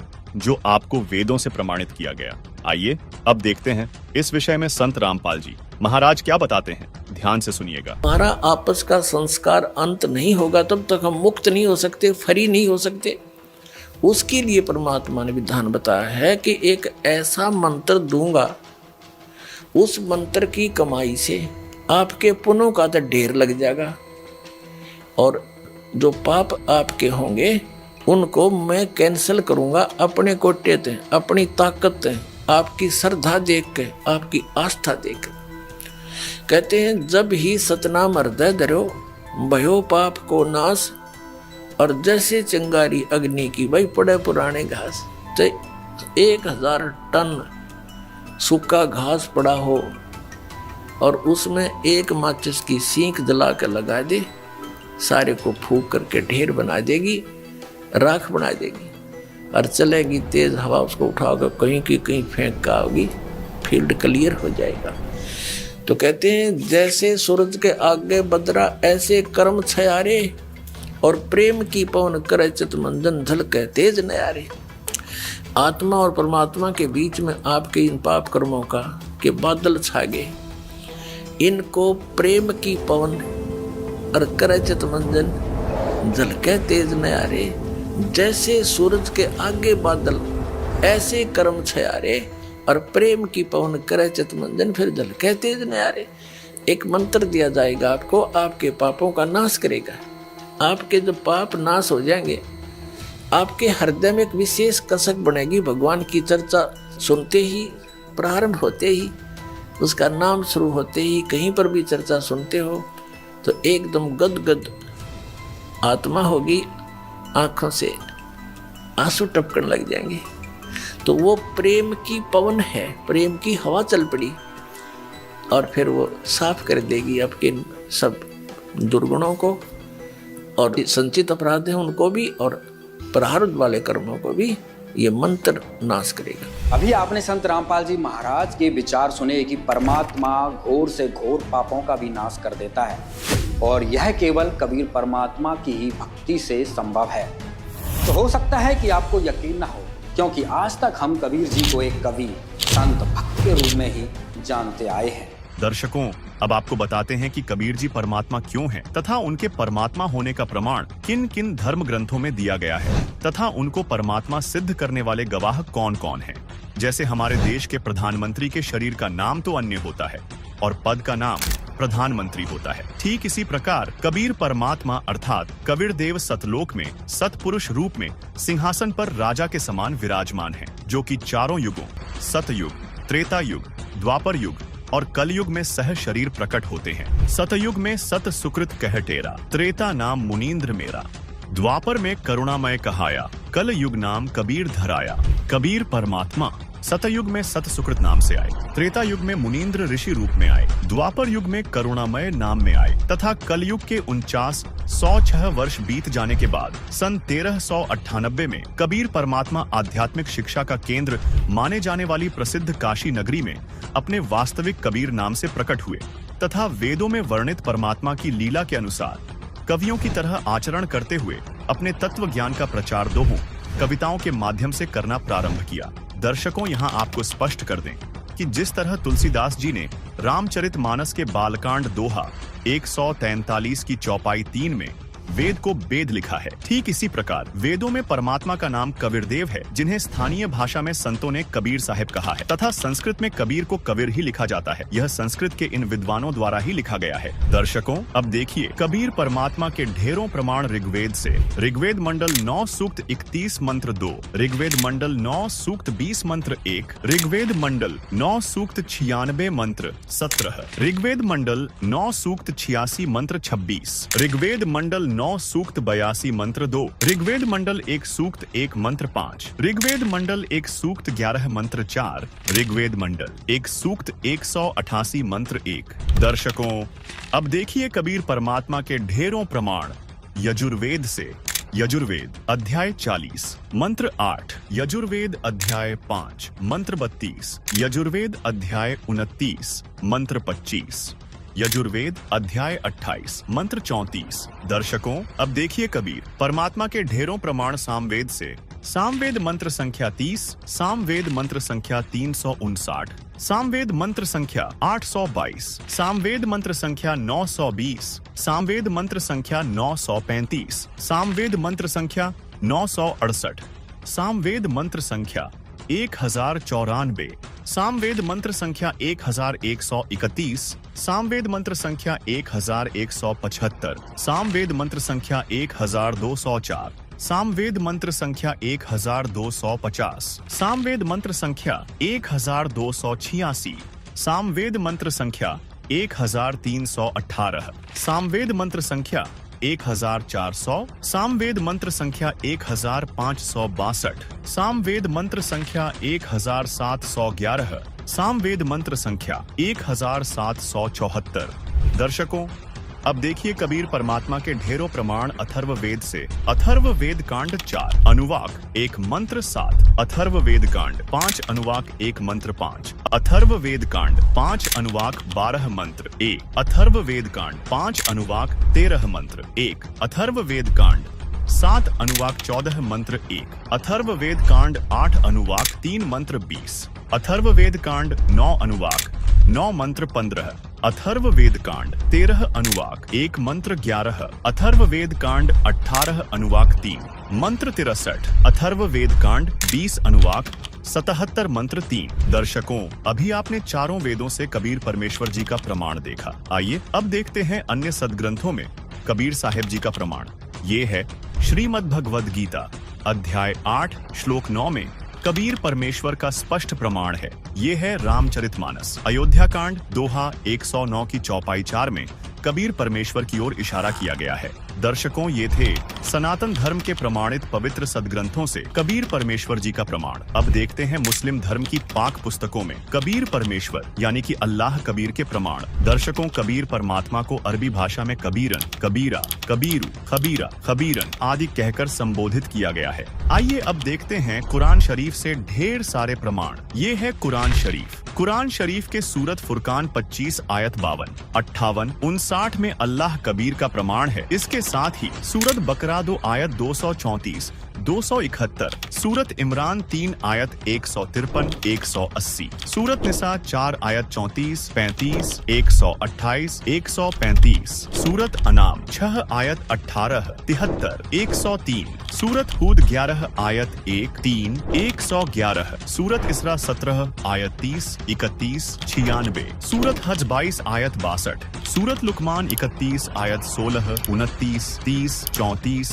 सूरत अहजाब 33 आयत 34, 63, 68, सूरत सबा 34 आयत 1, 23, सूरत फातिर 35 आयत 14, 32, सूरत मुअमिनी 40 आयत 12, सूरत हुजुर्रात 49 आयत 13, सूरत तहरीम 66 आयत 3, सूरत मुल्की 67 आयत 9, 12, 14, सूरत आदियात 100 आयत 11। दर्शकों, अभी आपने इस्लाम धर्म के पवित्र ग्रंथों से प्रमाण देखा कि कबीर परमेश्वर जी हैं। अब देखते हैं ईसाई धर्म की पवित्र पुस्तक बाइबल से कबीर परमेश्वर जी यानी ऑलमाइटी गॉड कबीर का प्रमाण देखिए। ऑर्थोडॉक्स जूविश बाइबल ईयोब 36 आयत 5। दर्शकों, अब देखते हैं सिख धर्म के पवित्र ग्रंथों में कबीर परमेश्वर यानी कि रब कबीर का प्रमाण देखिए।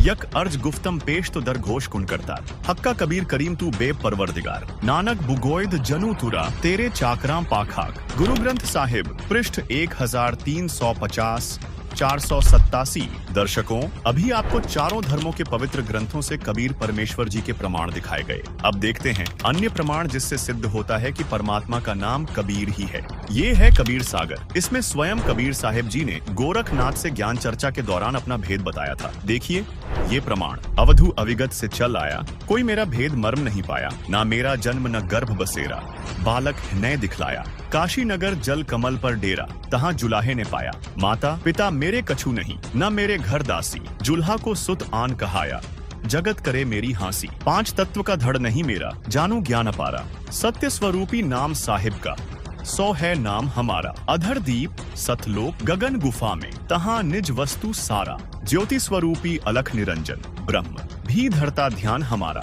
हाड़ चाम लोहू नहीं मोरे, जाने सत्य नाम उपासी, तारण तरण अभय पद दाता, मैं हूँ कबीर अविनाशी। दर्शकों, कबीर साहिब ने कहा है, नाम संस्कृत में युगदीनी, कलयुग मिश्रित करीदीनी, अरबी संस्कृत मिश्रित कबीरा, हिंदू मुसलमान गुरु पीरा।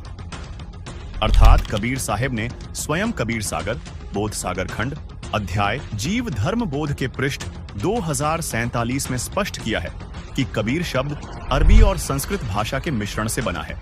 इसके अलावा कबीर साहिब की साखी भाग 2 के पृष्ठ 164, 165 पर कबीर, कबीर, कबीरा और कबीर सभी शब्दों का उल्लेख किया गया है।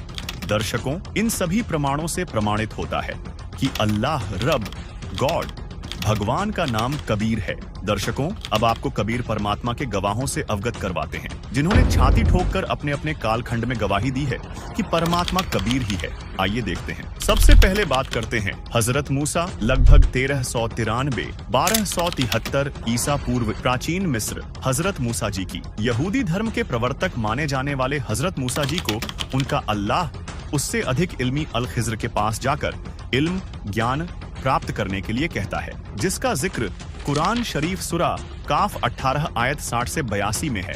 और वह अल खिज्र जो हजरत मूसा को मजमा ए बहरेन में मिला था, वह कोई और नहीं बल्कि स्वयं कबीर जी थे, जो अलग अलग रूप बनाकर अच्छी आत्माओं को मिलते रहते हैं। इसी तरह कबीर परमात्मा हजरत मोहम्मद जी को मक्का सऊदी अरब में मिले, लेकिन मोहम्मद जी ने कबीर परमात्मा के ज्ञान को स्वीकार नहीं किया। इस विषय में संत गरीबदास जी ने कहा है, होते नबी मोहम्मद पीरा, जाकू मुर्शिद मिले कबीरा, उलट मोहम्मद महल पठाया, गुज बीरज एक कलमा धाया, रोजा बंग निवास दई रे, बिस्मिल की नहीं बात कही रे, 4 यार मिल मसलत भीनी, गऊ पकड़कर बिस्मिल की, तब हम मोहम्मद याद किया रे, शब्द स्वरूपी बेग गया रे, मुई गऊ हम बेग जिवाई, तब मोहम्मद के निश्चय आई, तुम्हा सत कबीर अलह दरवेशा, मोमिन मोहम्मद का गया अंदेशा। इसके अलावा कबीर परमात्मा हजरत अली सऊदी अरब को मिले, उन्हें कलमा प्रदान किया था। इस बारे में सूक्ष्म वेद में कहा गया है, गरीब अली अलह का शेर है, सीना स्वाफ शरीर, कृष्ण अली एकई कली, न्यारी कला कबीर, गरीब अली अलीलों हो गए, मोहम्मद पदम 50, कबीर एक का एक है, करो तास की आश। अब्राहिम अधम सुल्तान, बल्ख इराक। बल्ख शहर के बादशाह अब्राहिम अधम सुल्तान को कबीर परमात्मा अनेकों बार मिले। तब कहीं जाकर अधम सुल्तान का कल्याण हुआ तथा अपनी पुस्तक मसनवी में सूफी संत रूमी ने इब्राहिम अधम सुल्तान के जीवन का भी वर्णन करते हुए कबीर परमात्मा अर्थात अल खिज्र के मिलने का जिक्र किया है।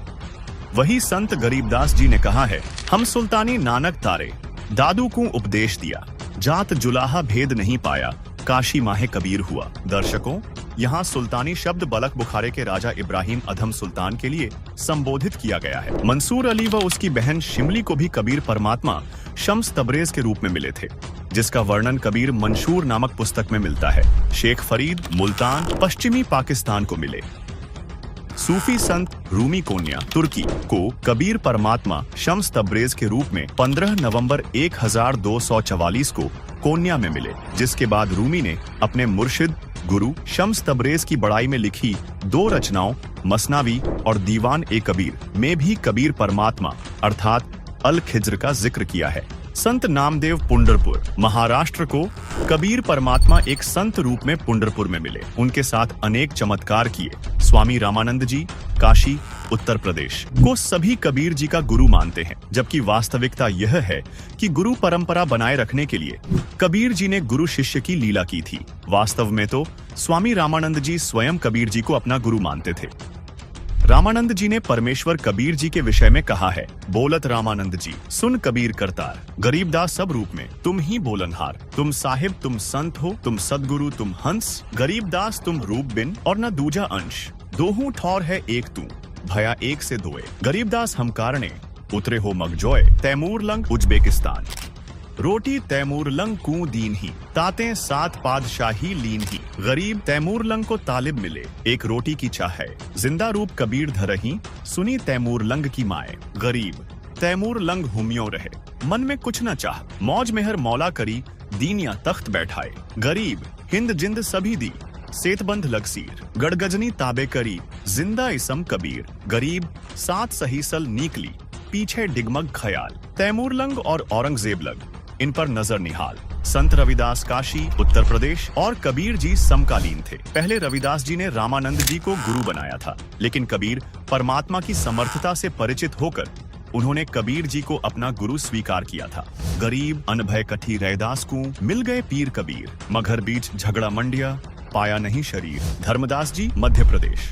आज मोहे दर्शन दियो जी कबीर, सत्यलोक से चलकर आए काटन जम की जंजीर, थारे दर्शन से म्हारे पाप कटत हैं, कल होवे जी शरीर, अमृत भोजन म्हारे सतगुरु जी मई, शब्द दूध की खीर, हिंदू के तुम देव कहाए, मुसलमान के पीर, दोनों दीन का झगड़ा छिड़ गया, टोहे ना पाए शरीर। धर्मदास की अर्ज गोसानी, बेड़ा लंघाइयो परले तीर। संत जम्भेश्वर जी पीपासर नागौर राजस्थान। कबीर परमेश्वर सतगुरु रूप में विश्नोई पंथ के संस्थापक संत जम्भेश्वर जी को समराथल राजस्थान में मिले थे। उन्होंने कहा है, जहाँ जहाँ पवन आसन पाणी आसन चंद आसन सूर आसन गुरु आसन समराथले। गुरु नानक देव जी तलवंडी वर्तमान ननकाना साहिब पश्चिमी पाकिस्तान। सिख धर्म की पवित्र पुस्तक भाई बाले वाली जन्म साखी के पृष्ठ 198 पर एक काजी रूकन दीन सूरा के प्रश्न का उत्तर देते हुए श्री नानक देव जी ने कहा है, खालक आदम सिरजिया आलम बड़ा कबीर, कायम दायम कुदरती सिर पीरा दे पीर, सैयदे करे खुदाई नू आलम बड़ा कबीर। दादू दयाल जी कबीर परमात्मा दादू जी को सन 1551 में आमेर राजस्थान में मिले। जिन मोकू निज नाम दिया सोई सतगुरु हमार, दादू दूसरा कोई नहीं कबीर सृजनहार।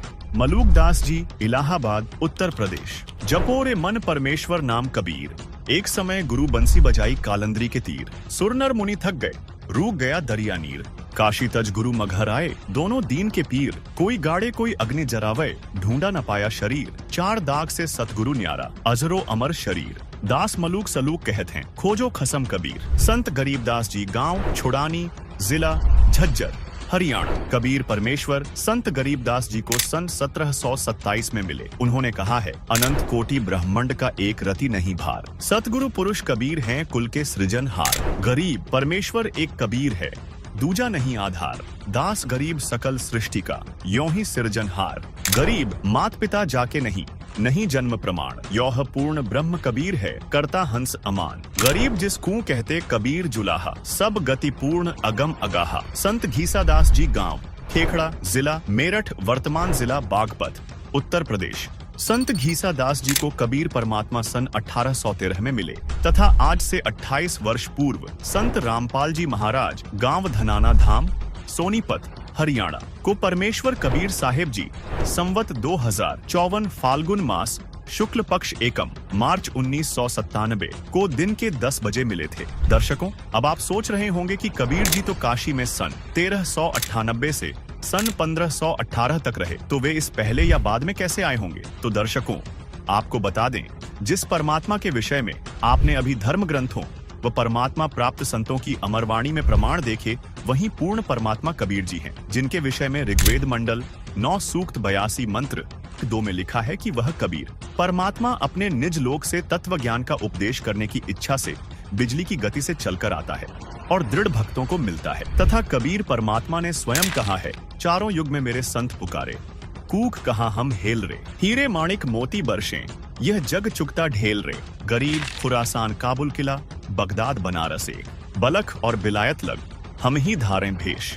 अर्थात जैसे काशी बनारस शहर में कुछ समय रहे, ऐसे ही बगदाद में रहे। बगदाद से मंसूर निकाला, बनारस से रामानंद का उद्धार किया, बल्ख शहर से सुल्तान इब्राहिम इब्न अधम को निकाला, बिलायत यानी इंग्लैंड तक हम परमेश्वर कबीर जी ही वेश बदलकर लीला करते हैं। इससे सिद्ध होता है कि 600 वर्ष पूर्व काशी में जुलाहे की भूमिका करने वाले कबीर जी वास्तव में परमात्मा हैं।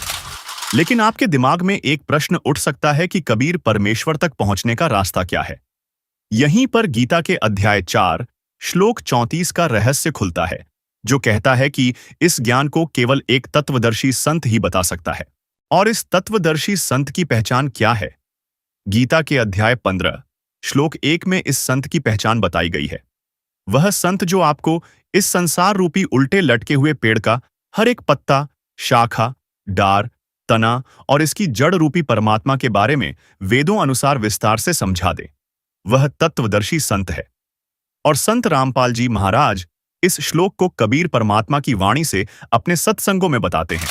कबीर अक्षर पुरुष एक पेड़ है, क्षर पुरुष वाकी डार, तीनों देवा शाखा हैं, पात रूप संसार, हम ही अलख अल्लाह हैं, कुतब गौस अरु पीर, गरीब दास खालिक धनी, हमरा नाम कबीर। अर्थात कबीर जी ने कहा है कि इस संसार रूपी वृक्ष की मूल यानी जड़ रूप करतार मैं हूं। गीता अध्याय 15 श्लोक 17, गीता अध्याय 8 श्लोक 9 में जो उत्तम पुरुष परमात्मा कहाँ है, जो तीनों लोकों में प्रवेश करके सबका धारण पोषण करने वाला अविनाशी परमेश्वर कहाँ है, वह मैं कबीर हूं। दर्शकों, जैसे पेड़ की परवरिश मूल यानी जड़ से होती है, इसी प्रकार परम अक्षर ब्रह्म कबीर जी से असंख्य ब्रह्मांडों की परवरिश होती है।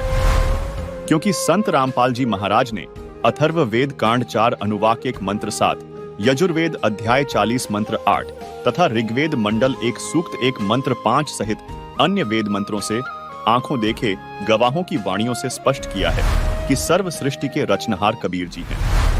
उन्हीं गवाहों में से एक संत गरीबदास जी ने कहा है, गरीब अनंत कोटि ब्रह्मांड का एक रति नहीं भार, सतगुरु पुरुष कबीर हैं कुल के सिरजनहार। गरीब परमेश्वर एक कबीर है, दूजा नहीं आधार, दास गरीब सकल सृष्टि का यों ही सिरजनहार। गरीब मात पिता जाके नहीं, नहीं जन्म प्रमाण, यह पूर्ण ब्रह्म कबीर है करता हं समान।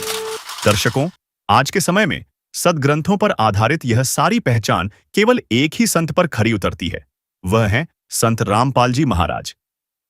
वही एकमात्र तत्वदर्शी संत हैं जो सभी सदग्रंथों के अनुसार एक पूर्ण परमात्मा कबीर जी की सत भक्ति का सच्चा और शास्त्र सम्मत मार्ग पूरे विश्व को प्रदान कर रहे हैं। इसीलिए आप सभी से आग्रह है कि नवरात्रि जैसी शास्त्र विरुद्ध और मनमाने आचरण के इस जर्जर इंफ्रास्ट्रक्चर से बाहर निकलिए। जिस तरह एक जर्जर पुल आपको मंजिल तक नहीं पहुंचा सकता, उसी तरह यह मनमानी भक्ति आपको मोक्ष नहीं दिला सकती। इसलिए तत्वदर्शी संत रामपाल जी महाराज से नाम दीक्षा लेकर पूर्ण परमात्मा कबीर जी की शास्त्र सम्मत भक्ति करें और इस अनमोल मानव जीवन के असली लक्ष्य यानी पूर्ण मोक्ष को प्राप्त करें। और संत रामपाल जी महाराज से नाम दीक्षा की जानकारी जानने के लिए आज ही डाउनलोड करें संत रामपाल जी महाराज ऐप। अब आपको कुछ भक्तों के अनुभव दिखाते हैं, परमात्मा कबीर परमेश्वर की शरण माने के बाद उनको कैसे सुख मिले। पहले वो कितने कष्ट से जीवन जी रहे थे और परमात्मा ने आज उनको हाथों पर रख लिया। समर्थ का सरना गहो रंग होरी हो और कभू ना हो काज राम रंग होरी हो। सत साहिब दर्शकों, इस दुख भरे नाशवान लोक में जहां कहीं भी कभी भी दुख और कष्ट किसी भी मोड़ पर हमारा पीछा कर सकते हैं, वहीं ब्रह्मपाल जी की कहानी हमें यह सिखाती है कि सत भक्ति के बिना जीवन कितना कठिन हो सकता है। बुलंदशहर उत्तर प्रदेश के रहने वाले ब्रह्मपाल जी ने 28 साल तक भारतीय सेना में कैप्टन के रूप में सेवा दी। एक समय इनकी जिंदगी में देवी देवताओं की पूजा, व्रत, गंगा स्नान और राधा स्वामी पंथ का महत्वपूर्ण स्थान था। दुख और परेशानियों का सिलसिला तब शुरू हुआ जब इनका एक बेटा एक हादसे में चल बसा। इनके दूसरे बेटे की बीमारी ने इनकी चिंताओं को और बढ़ा दिया। इनके बेटे की दोनों किडनियां फेल हो गईं और इलाज में पैसे खत्म हो गए। आर्थिक स्थिति इतनी बिगड़ गई कि उन्हें भारी आर्थिक संकट का सामना करना पड़ा। अंततः उनके दूसरे बेटे की भी मृत्यु हो गई। इन भयंकर दुखों ने ब्रह्मपाल जी को अंदर से पूरी तरह तोड़ दिया। जब सभी पुण्य समाप्त हो गए और जीवन अंधकारमय हो गया, तब ब्रह्मपाल जी को तत्वदर्शी संत रामपाल जी महाराज के बारे में पता चला। उन्होंने संत रामपाल जी महाराज से नाम दीक्षा ली, जिसने उनके जीवन में एक नया सवेरा ला दिया। अब आप स्वयं ब्रह्मपाल जी की जुबानी सुने उनकी दुख भरी जीवन कहानी। नमस्कार सर। नमस्कार सर। सर क्या नाम है आपका? सर मेरा ब्रह्मपाल सिंह नाम है। सर कहाँ से हैं आप? सर मैं गांव पिपाला, जिला बुलंदशहर, उत्तर प्रदेश का रहने वाला हूं। सर संत रामपाल जी महाराज से नाम दीक्षा आपने कब ली? संत रामपाल जी महाराज जी से मैंने नाम दीक्षा 20 अक्टूबर 2011 को ली। सर क्या काम करते हैं आप? सर मैं इससे पहले आर्मी में सर्विस करता था और 28 साल सर्विस करने के बाद में ऑलरेडी कैप्टन के रैंक से जो है मैंने रिटायरमेंट ली है। सर संत रामपाल जी महाराज से नाम दीक्षा लेने से पहले क्या आप कोई भक्ति साधना भी करते थे? संत रामपाल जी महाराज जी के नाम दीक्षा लेने से पहले सर मैं जो जगत में आम सभी जो मेरा परिवार भक्ति करता है, जैसे कि ब्रह्मा विष्णु महेश, दुर्गे माता, गणेश जी आदि जो ये पूजा थी, इनकी हम पूजा किया करते थे। जहाँ भी हमें मालूम पड़ता था कि ये मंदिर अच्छा है, उस मंदिर में जाया करते थे। या हफ्ते में कम से कम 3-4 दिन ऐसे आते थे जो कि हम व्रत भी रखते थे, गंगा स्नान के लिए भी जाते थे। जैसा जैसा जो है हमें समय मिलता था, जैसे कि हम आर्मी में थे तो हम ऑल इंडिया जो है इधर उधर जाने को मौका मिलता था। सभी धार्मिक स्थानों को देखने की इच्छा भी होती थी और वहाँ जा कर के हम अपने मन से वहाँ कुछ कामना भी जो है मांगा करते थे या वहाँ कुछ वादा करके आते थे कि अगर ऐसा मुझे लाभ हो जाएगा तो मैं आपके द्वारा दर्शन करूँगा। इस प्रकार जो है हम जो है भक्ति करते थे। सर फिर आप संत रामपाल जी महाराज की शरण में कैसे आए? 2004 के अंदर मैं राधा स्वामी से जुड़ा था और 11 के लास्ट तक वहाँ जुड़ा रहा। वहाँ पर जो है सत्संग भी अटेंड करते थे और उनकी किताबें भी पढ़ते थे। जब किताबों में हमने देखा कि राधा स्वामी के मुख्य जो संत हैं शिवदयाल जी, और उनके बारे में हमने पढ़ा कि इनके तो कोई गुरु ही नहीं थे, तो हमने आपस में विचार विमर्श किया अपने भक्तों में कि भाई जब हमारे गुरुजी के गुरु नहीं है तो ये हमारा कल्याण कैसे करेंगे। इस प्रकार वहाँ से भी जो हमारा मन हटता गया। सर आप पारंपरिक भक्ति साधना कर ही रहे थे और राधा स्वामी पंथ में भी आपने भक्ति साधना की, गुरु बनाए, तो फिर संत रामपाल जी महाराज की शरण में आने का क्या कारण बना? इससे पहले पहली भक्ति जो करता आ रहा था, उसके बाद में जब बड़ा लड़का ख़त्म हो गया तो उसके 8 साल के बाद में मेरा एक छोटा लड़का था जो कि पढ़ाई लिखाई पूरी करने के बाद में मर्चेंट नेवी में उसने अपना जॉब जो है अटेंड किया था और वहाँ पर वो क्या नाम है डेक कैडेट में शिप कैप्टन था। लेकिन वहाँ पर जैसे वो सर्विस करता था वहाँ पर उसको पानी सूट नहीं हुआ और उसकी तबीयत वहाँ पर ख़राब हो गई। ख़राब होने के बाद में 1-2 बार के बाद में हमने उसको वहाँ से इस्तीफा दिलवा दिया कि अभी आप यहाँ सर्विस नहीं करोगे, क्योंकि हम तो पहले ही जो है दुखों के मारे हुए थे। मैंने उस लड़के को जो वापस बुला लिया। वापस बुलाने के बाद में धीरे धीरे जो है उसका ट्रीटमेंट कराया, लेकिन ट्रीटमेंट जो है कोई सफलता हमें नहीं मिली। आखिर एंड ये हुआ कि वहाँ के मेरठ के डॉक्टरों ने उस लड़के को जो है सर गंगाराम दिल्ली को फॉरवर्ड कर दिया। वहाँ पर मैं और मेरी पत्नी उसको दोनों लेके चले गए। वहाँ पर हम लगभग 6 महीने वहाँ पर जो है उस बच्चे का ट्रीटमेंट कराया। उसकी दोनों किडनी जो है ख़त्म हो गई थी और जिससे कि उसकी वहाँ पर जो है कोई हमें कामयाबी नहीं मिली। इसी के दौरान जो है हमारी आर्थिक स्थिति पूरा पैसा ख़त्म हो गया, हर चीज़ ख़त्म हो गई, लेकिन फिर भी जो है हम उस बच्चे को नहीं बचा पाए। जो ये एक्सीडेंट हो गए थे, जो बच्चों की मौत हो गई थी, मुझे गलत हैबिट पड़ गई थी, मैंने ड्रिंक करनी शुरू कर दी थी और ये स्मोक वगैरह जो करना शुरू कर दिया था। अब इसमें सवाल एक आ जाता है कि इससे पहले जब उन देवताओं की मैं भक्ति करता था, तो मुझे भी नौकरी मिल गई थी, बच्चों को भी नौकरी मिल गई थी, पैसा भी था, मकान दुकान भी जो है सही हो गए थे। लेकिन हम बड़े खुश थे कि आगे जो है भक्ति जो है, जैसा हम ये नाम ले रहे हैं, इन्हीं की कृपा है, इन्हीं की कृपा से ये सब कार्य चल रहे हैं। लेकिन जब ये सर्वनाश हुआ, जब नुकसान हुआ, तब महसूस हुआ कि हमारा जो भक्ति चार्जर है, जो सही भक्ति है, वेदों के शास्त्रों द्वारा हमारी भक्ति नहीं हो रही थी। जो इससे जो लाभ मिला था वो पिछली कमाई थी या पिछले जन्म की कमाई थी। जब तक वो कमाई चलती रही, जब तक मेरा कार्य सही चलता रहा। लेकिन जब भक्ति दान की जो है बैटरी डिस्चार्ज हो गई, तो 6 महीने में ये मालूम नहीं पड़ा कि कितना कमाया था, कहाँ गया, कैसे गया। यहाँ तक कि पूरा परिवार भी जो है मेरा साथ छोड़ गया। इसके बाद में यहाँ से जब ये दूसरा जो है लड़का जो ख़त्म हो गया, ख़त्म होने के बाद में तभी एक बहन आई थी मेरे पास में कि अब जो है आपका सब कुछ ख़त्म हो चुका है, अपने लिए आप जो है संत रामपाल जी महाराज जी के शरण में जाइए। इस प्रकार जो भक्ति करते करते जो काल ने जो है मेरे दोनों बेटों को जो ले लिया था, आपके सामने ऊपर जो फोटो में है ये बड़ा बेटा है जो कि थल सेना में था। इसके बाद में इसकी उम्र 24 साल थी और जो छोटा बेटा है उसकी उम्र 28 साल है जो कि मर्चेंट नेवी में था। ये आपके सामने छोटा बेटा है जो कि दोनों ये भक्ति करते हुए ब्रह्मा विष्णु महेश आदियों की भक्ति करते हुए इस काल ने जो है मेरे से झपट लिया था। दोनों जवान बेटे थे और आप जो है इनको फ़ोटो पे देख सकते हो। और जब ये लास्ट एक्सीडेंट हो चुका था तो मेरे जितने भी गार्जियंस थे, जो भी रिश्तेदार आदि थे, सब मिलने के लिए बार बार आ रहे थे। तो उनमें से जो है एक बहन जिसका नाम ज्ञानेश है, वे हमारे पास आई और उन्होंने जो संत रामपाल जी महाराज जी के बारे में जो है हमसे बताई कि भाई साहब अभी आप जो है संत रामपाल जी महाराज जी की शरण में चले जाओ, आपका कल्याण हो जाएगा, आपकी मोक्ष प्राप्ति हो जाएगी। तो उनकी ये लैंग्वेज सुन करके मुझे कुछ समझ में नहीं आया। मैंने उनसे जो है बड़े सही ढंग से बताया कि बहन जी आप ये बताइए, जब मेरे दोनों बच्चे ख़त्म हो गए तो अब मैं संत रामपाल जी महाराज जी के शरण में जाके क्या करूँगा? क्या संत रामपाल जी महाराज जी जो है मुझे क्या नाम है ये बच्चे वापस कर देंगे? ये मेरे उनसे क्वेश्चन आंसर हुए। लेकिन उन्होंने ये बोला कि भैया कोई बात नहीं, बच्चे तो वापस नहीं कर सकते, लेकिन मोक्ष प्राप्ति के लिए, आगे सुख शांति के लिए जो है आप परमात्मा के शरण में जाइए। वे पूर्ण ब्रह्म परमेश्वर हैं। संत रामपाल जी महाराज वे कुछ भी कर सकते हैं। जब आप वहाँ जाओगे, जब उनका ज्ञान पढ़ोगे, तब आपको मालूम पड़ेगी।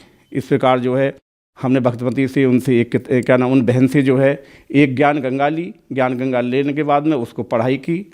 सबसे पहले मेरी वाइफ ने जो है परमात्मा की शरण ग्रहण की। संत रामपाल जी महाराज जी ने उनको नाम दान की क्या नाम दया करी। 20 अक्टूबर 2011 को जो है मैं उनके साथ गया और मैं संत रामपाल जी महाराज जी के जो है शरण में जो है मालिक ने मेरे पर क्या नाम दया की। संत रामपाल जी महाराज ने मुझे अपनी शरण में लिया। सर, आपके बताए अनुसार आप पर दुखों का पहाड़ टूटा हुआ था, तो फिर संत रामपाल जी महाराज से नाम दीक्षा लेने के बाद क्या आपके दुख दूर हुए? क्या आपको लाभ भी प्राप्त हुए? आपने सही क्या नाम प्रश्न किया है। संत रामपाल जी महाराज जी के पास में नाम लेने के बाद में हम धीरे धीरे जो है मालिक के बताए तरीके से जो है भक्ति करते रहे। भक्ति करने के साथ साथ हमें इतना ज्ञान भी नहीं था। तो लेकिन उससे पहले जब हम समाज में थे, समाज में हमारे ऊपर तरह तरह के प्रश्न आने लगे। यहाँ तक कि जो हमारे रिलेटिव हैं या इधर उधर के यार दोस्त हैं, उन्होंने हमसे आना जाना या हमारे सामने से निकलना भी बंद कर दिया। सब ये कहते थे कि इनके 2 बच्चे ख़त्म हो गए हैं, इनके मकान के सामने से भी नहीं निकलना। ये सब समस्या सुनते सुनते जो है हमें बहुत परेशानी हुई। और परेशानी होने के बाद में क्या नाम है हमने कुछ सोच विचार किया कि भाई और कुछ जो 2-4 अच्छे आदमी थे, उन्होंने बोला कि भाई आप जो ट्रीटमेंट ले लो और परमात्मा क्या नाम है भगवान आपको दया कर देंगे। बगैर किसी प्रार्थना के हमने परमात्मा से प्रार्थना नहीं की, लेकिन हम चुपचाप जो है शर्म की वजह से ट्रीटमेंट लेते रहे, जगह जगह हॉस्पिटलों में जाते रहे। लेकिन लास्ट हॉस्पिटल दिल्ली RR जो कि बहुत बड़ा हॉस्पिटल है आर्मी का, और वहाँ भी जो है हमने जो है ट्रीटमेंट लिया कि हमारे कोई मालिक जो है बच्चा जो है हमें प्रदान कर दे। उस टाइम मेरी एज जो है 55 साल थी और मेरी क्या नाम पत्नी की एज जो है 50 साल थी। लेकिन वहाँ पर भी जो है हमें जो है कामयाबी नहीं मिली। वहाँ भी उन्होंने जो यही जवाब दिया कि आप जो है इसमें सक्सेस नहीं होगे, और अगर आपको बच्चे की इच्छा है तो आप किसी आश्रम से जो है बच्चे को गोद ले लो। लेकिन हम बोले हम गोद नहीं लेंगे, अब हमारे भाग में बच्चा है ही नहीं, अगर हमारी किस्मत में हमारे बच्चे होते तो वही हमसे दूर ना होते। और हमने एक ही जो है अपने मन में प्लानिंग करी कि अभी हम परमात्मा की भक्ति करेंगे। इस प्रकार करके अगले 15 तारीख को जो है सत्संग था, हम आश्रम में आए, मालिक का सत्संग सुन रहे थे। सत्संग के बाद में कुछ भक्त हम आपस में पार्क में बैठ जाते थे, अध्यात्म ज्ञान की चर्चा करते थे। संत रामपाल जी महाराज जी जो जो बताते थे, जो जो लाभ देते थे, भक्त आपस में एक दूसरे को जो है बताया करते थे। तो मेरे से भी एक भक्त ने इस अपने फायदे के लिए या इस बच्चे के लिए क्या आपने संत रामपाल जी महाराज जी से प्रार्थना की? मैंने बोला भाई हमने संत रामपाल जी महाराज से प्रार्थना नहीं की है, क्योंकि उम्र के लिहाज से हमें गुरुजी से डर भी लगता है, संत रामपाल जी महाराज से शर्म भी आती है, इस चीज़ की प्रार्थना करने में हमें जो है हिचकिचाहट है। लेकिन उन्होंने बोला कि हमारे संत रामपाल जी महाराज जी बड़े दयालु हैं और सबकी प्रार्थना सुनते हैं, आप प्रार्थना करो। ये सब करने के बाद में अपनी पत्नी से मैंने बात की। उन्होंने जो है संत रामपाल जी महाराज जी से प्रार्थना की कि परमात्मा अगर आपकी इच्छा हो, मालिक आप कृपा कर दें तो मैं ट्रीटमेंट करा लूँ, इलाज करा लूँ। तो संत रामपाल जी महाराज ने उस टाइम ये बोला था हंस करके कि क्या आपने अभी तक ट्रीटमेंट कराया नहीं है?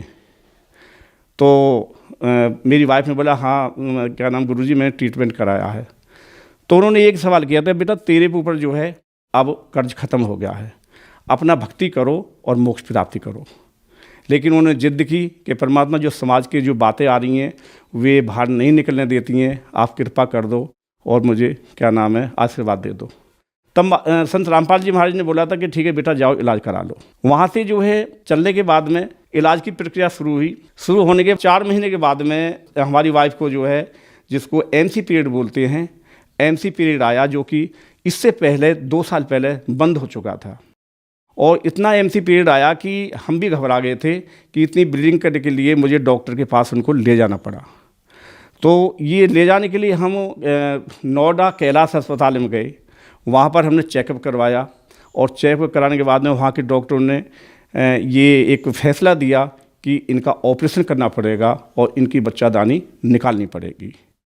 ये सब करने के बाद में जब हमारी फाइल लग गई और वो हमें जो है ऑपरेशन की डेट भी दे दी गई कि आप इस डेट को जो है ऑपरेशन के लिए आओगे। उससे पहले हम आशीर्वाद लेने के लिए अपने संत रामपाल जी महाराज जी के आश्रम में गए, उनकी शरण में गए हम। तो भगवती ने वहाँ प्रार्थना की कि परमात्मा मेरा तो जो है अभी ऑपरेशन होना है। तो वहाँ पर भी कि मालिक ने संत रामपाल जी महाराज जी ने ये हंस करके बोला था कि किसका ऑपरेशन, क्या ऑपरेशन, कोई ऑपरेशन नहीं होगा, चलो सेवा करो, भक्ति करो। ये कह करके जो है हम वहाँ से आ गए, परमात्मा आगे जो आशीर्वाद के लिए भक्तों में बढ़ गए और भगतमती जो है वापस जो है अपने पंडाल में आकर के बैठ गई और इसी चिंता में लगी रही कि आगे होना क्या है। लेकिन उस दी हुई डेट पर जो है हम दोनों कैलाश अस्पताल नोएडा वहाँ गए। जाने के बाद में हमारी जो है उस डेट की वहाँ पर OT में जो है बुकिंग थी और जब वहाँ पर गए तो जाने के बाद में भगतमती जो है ऑपरेशन थिएटर में जाने के लिए तैयारी करते हैं एक पेशेंट को, इनको तैयार किया और वहाँ जाने के बाद इनकी फ़ाइल जो है स्ट्रेचर पर रख दी गई। वहाँ जब उसमें सब कुछ देखा तो उस फाइल के अंदर जो ऑपरेशन की डेट थी या जिस कारण ऑपरेशन होना था उसमें हर चीज़ ओके लिखी हुई थी कि और जब OT में जो डॉक्टर आते हैं वे फाइल को चेक करते हैं कि किस कारणवश जो है ये पेशेंट यहाँ पर है, क्योंकि वहाँ भीड़ अधिक रहती है। तो ये तमाम चीज़ जो है वे डिटेल में चेक करते हैं। जब डॉक्टर साहब ने देखा कि आपके तो हर चीज़ ओके है, इसमें ऑपरेशन नहीं है, तो ये भी एक चमत्कार की बात है, संत रामपाल जी महाराज जी की मेहरबानी है जो उन्होंने बोला था कि कोई ऑपरेशन नहीं होगा। पेशेंट को वापस कर दिया गया और इनका ऑपरेशन नहीं हुआ। इसी के दौरान मालिक की कृपा से अगले 9 महीने में मालिक की ऐसी रजा हुई कि इस झोंपड़ी के अंदर मालिक की दया से, संत रामपाल जी महाराज की दया से एक बच्चे ने जन्म लिया। हमने प्रार्थना की थी, संत रामपाल जी महाराज से प्रार्थना की थी कि हम तो परमात्मा ओवर एज हैं, भगतमती के लिए मना कर दिया, डॉक्टर ने मेरी मना कर दिया है और सब सिस्टम जो है जो डॉक्टरी लाइन के हुए फेल बता दिए गए हैं। तो मालिक ने बोला कि बेटा चिंता मत करो, मैं अपने कोटे से आपको एक हंस दूंगा, एक लाल दूंगा। तो परमात्मा ने वो करके दिखाया और उस बच्चे ने इस घर में जन्म लिया। आज वो बच्चा जो है 7 साल का हो चुका है। आपके सामने अभी आप देख सकते हो जो संत रामपाल जी महाराज जी ने हमारे ऊपर कृपा की थी वो बच्चा अपनी क्या नाम है मम्मी की गोदी में है, आप सब देख सकते हो। और बड़ी एक खुशी की बात है जो मालिक ने एक कृपा की और अनहोनी को होनी करके दिखाया है। और इस समाज के लिए, इस भक्त समाज के लिए इससे बड़ी जो है और क्या मतलब जानकारी हो सकती है, क्या चमत्कार हो सकता है, ये आपके सामने है। मेरी वाइफ की एज 54 साल है। इस एज में डॉक्टरों ने मना कर दिया था कि इस एज में जो है आपको कामयाबी नहीं मिलेगी, लेकिन परमात्मा ने वो आपके सामने अनहोनी को होनी करके जो है अपने कोटे से जो है संत रामपाल जी महाराज ने करके दिखाया है। सर, समाज के लिए आप एक उदाहरण हैं और आज जो लोग आपको टीवी पर देख रहे हैं वह भी किसी न किसी तरीके से परेशान हैं, दुखी हैं। सर, उनके लिए आप क्या संदेश देना चाहेंगे? मैं उनको संदेश तो नहीं दे सकता और ना ही मैं इस लायक हूँ। मैं तो एक अब परमात्मा का कुत्ता हूँ, दास हूँ। लेकिन मैं उनसे प्रार्थना जरूर कर सकता हूँ कि भाई आप अपने ज्ञान का इस्तेमाल करो, अपनी बुद्धि का इस्तेमाल करो। परमात्मा ने हमें वेद शास्त्र से, गीता से हर चीज़ जो है ओपन करते हैं। आज हमारे जो है 10-12 के चैनल चल रहे हैं, उसमें सत्संग को देखिए आप और सही जानकारी प्राप्त करके संत रामपाल जी महाराज जी के शरण में आइए और अपनी मोक्ष प्राप्ति कराइए, साथ में अपना कल्याण कराइए। धन्यवाद सर। सत साहिब। तो पुण्यात्माओं, आपका कर्तव्य बनता है, कहते हैं आप तेरे जगतार ही। आपका तो कल्याण निश्चित है यदि मर्यादा में रहोगे और भक्ति करते रहोगे। आपका और आपके परिवार का तो कल्याण निश्चित है, लेकिन आपका ये भी कर्तव्य बनता है, फर्ज बना है, भूले न राह बतावे। जिसको ज्ञान नहीं है, भटक रहे हैं, उनको कोशिश करें समझाने की, लेकिन प्यार से। किसी को आप समझाने की चेष्टा करोगे, उसको एक बार तो कड़वा लगेगा। आपको भी ऐसा ही महसूस हुआ होगा प्रारंभ में, हमें भी ऐसा ही लगा था। जैसे गोरखनाथ जी को परमात्मा ने कहा था, गोरखनाथ मैं सबका गुरुआ, मैं सबका गुरु हूं पूरे विश्व का। तो गोरखनाथ जी कह रहे थे, आपका तुमरा वचन मोह लाग गए कड़ुआ। आप जो कह रहे हो ना अपने आप को, मैं सबका मार्गदर्शक हूं, गुरु हूं, ये बात मुझे अच्छी नहीं लगती, कड़वी लगती है, बुरी लगती है। तो परमेश्वर ने कहा था कि कड़वा लगे सो मीठा होई, हमरी बात पतीजा जोई। हमारी बात पर विश्वास करोगे तो आज जो आपको कड़वा लग रहा है एक दिन मीठा होगा।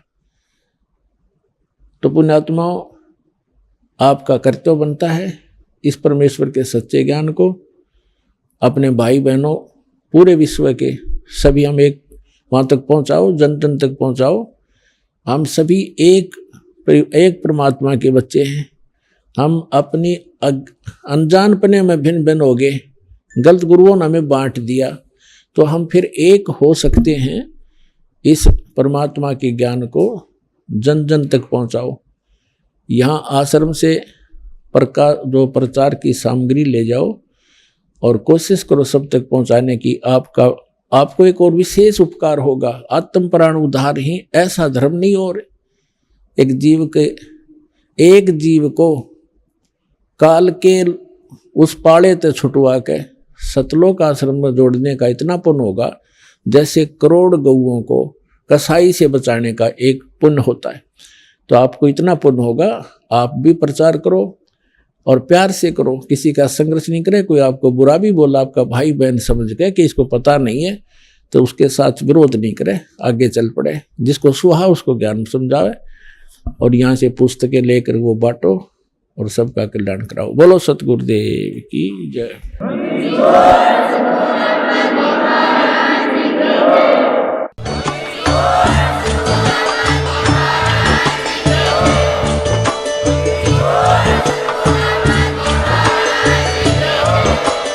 आप सुन रहे थे जगत गुरु तत्वदर्शी संत रामपाल जी महाराज जी के मंगल प्रवचन। अधिक जानकारी के लिए विजिट कीजिए हमारी वेबसाइट www.jagatgururampalji.org। संत रामपाल जी महाराज जी के शुभ आशीर्वाद से पूरे विश्व भर में 500 से भी ज्यादा नाम दीक्षा केंद्र हैं, जिन पर संत रामपाल जी महाराज जी द्वारा ऑनलाइन निशुल्क नाम दीक्षा दी जा रही है। अपने नजदीकी नाम दीक्षा केंद्र का पता करने के लिए संपर्क करें 8222880541।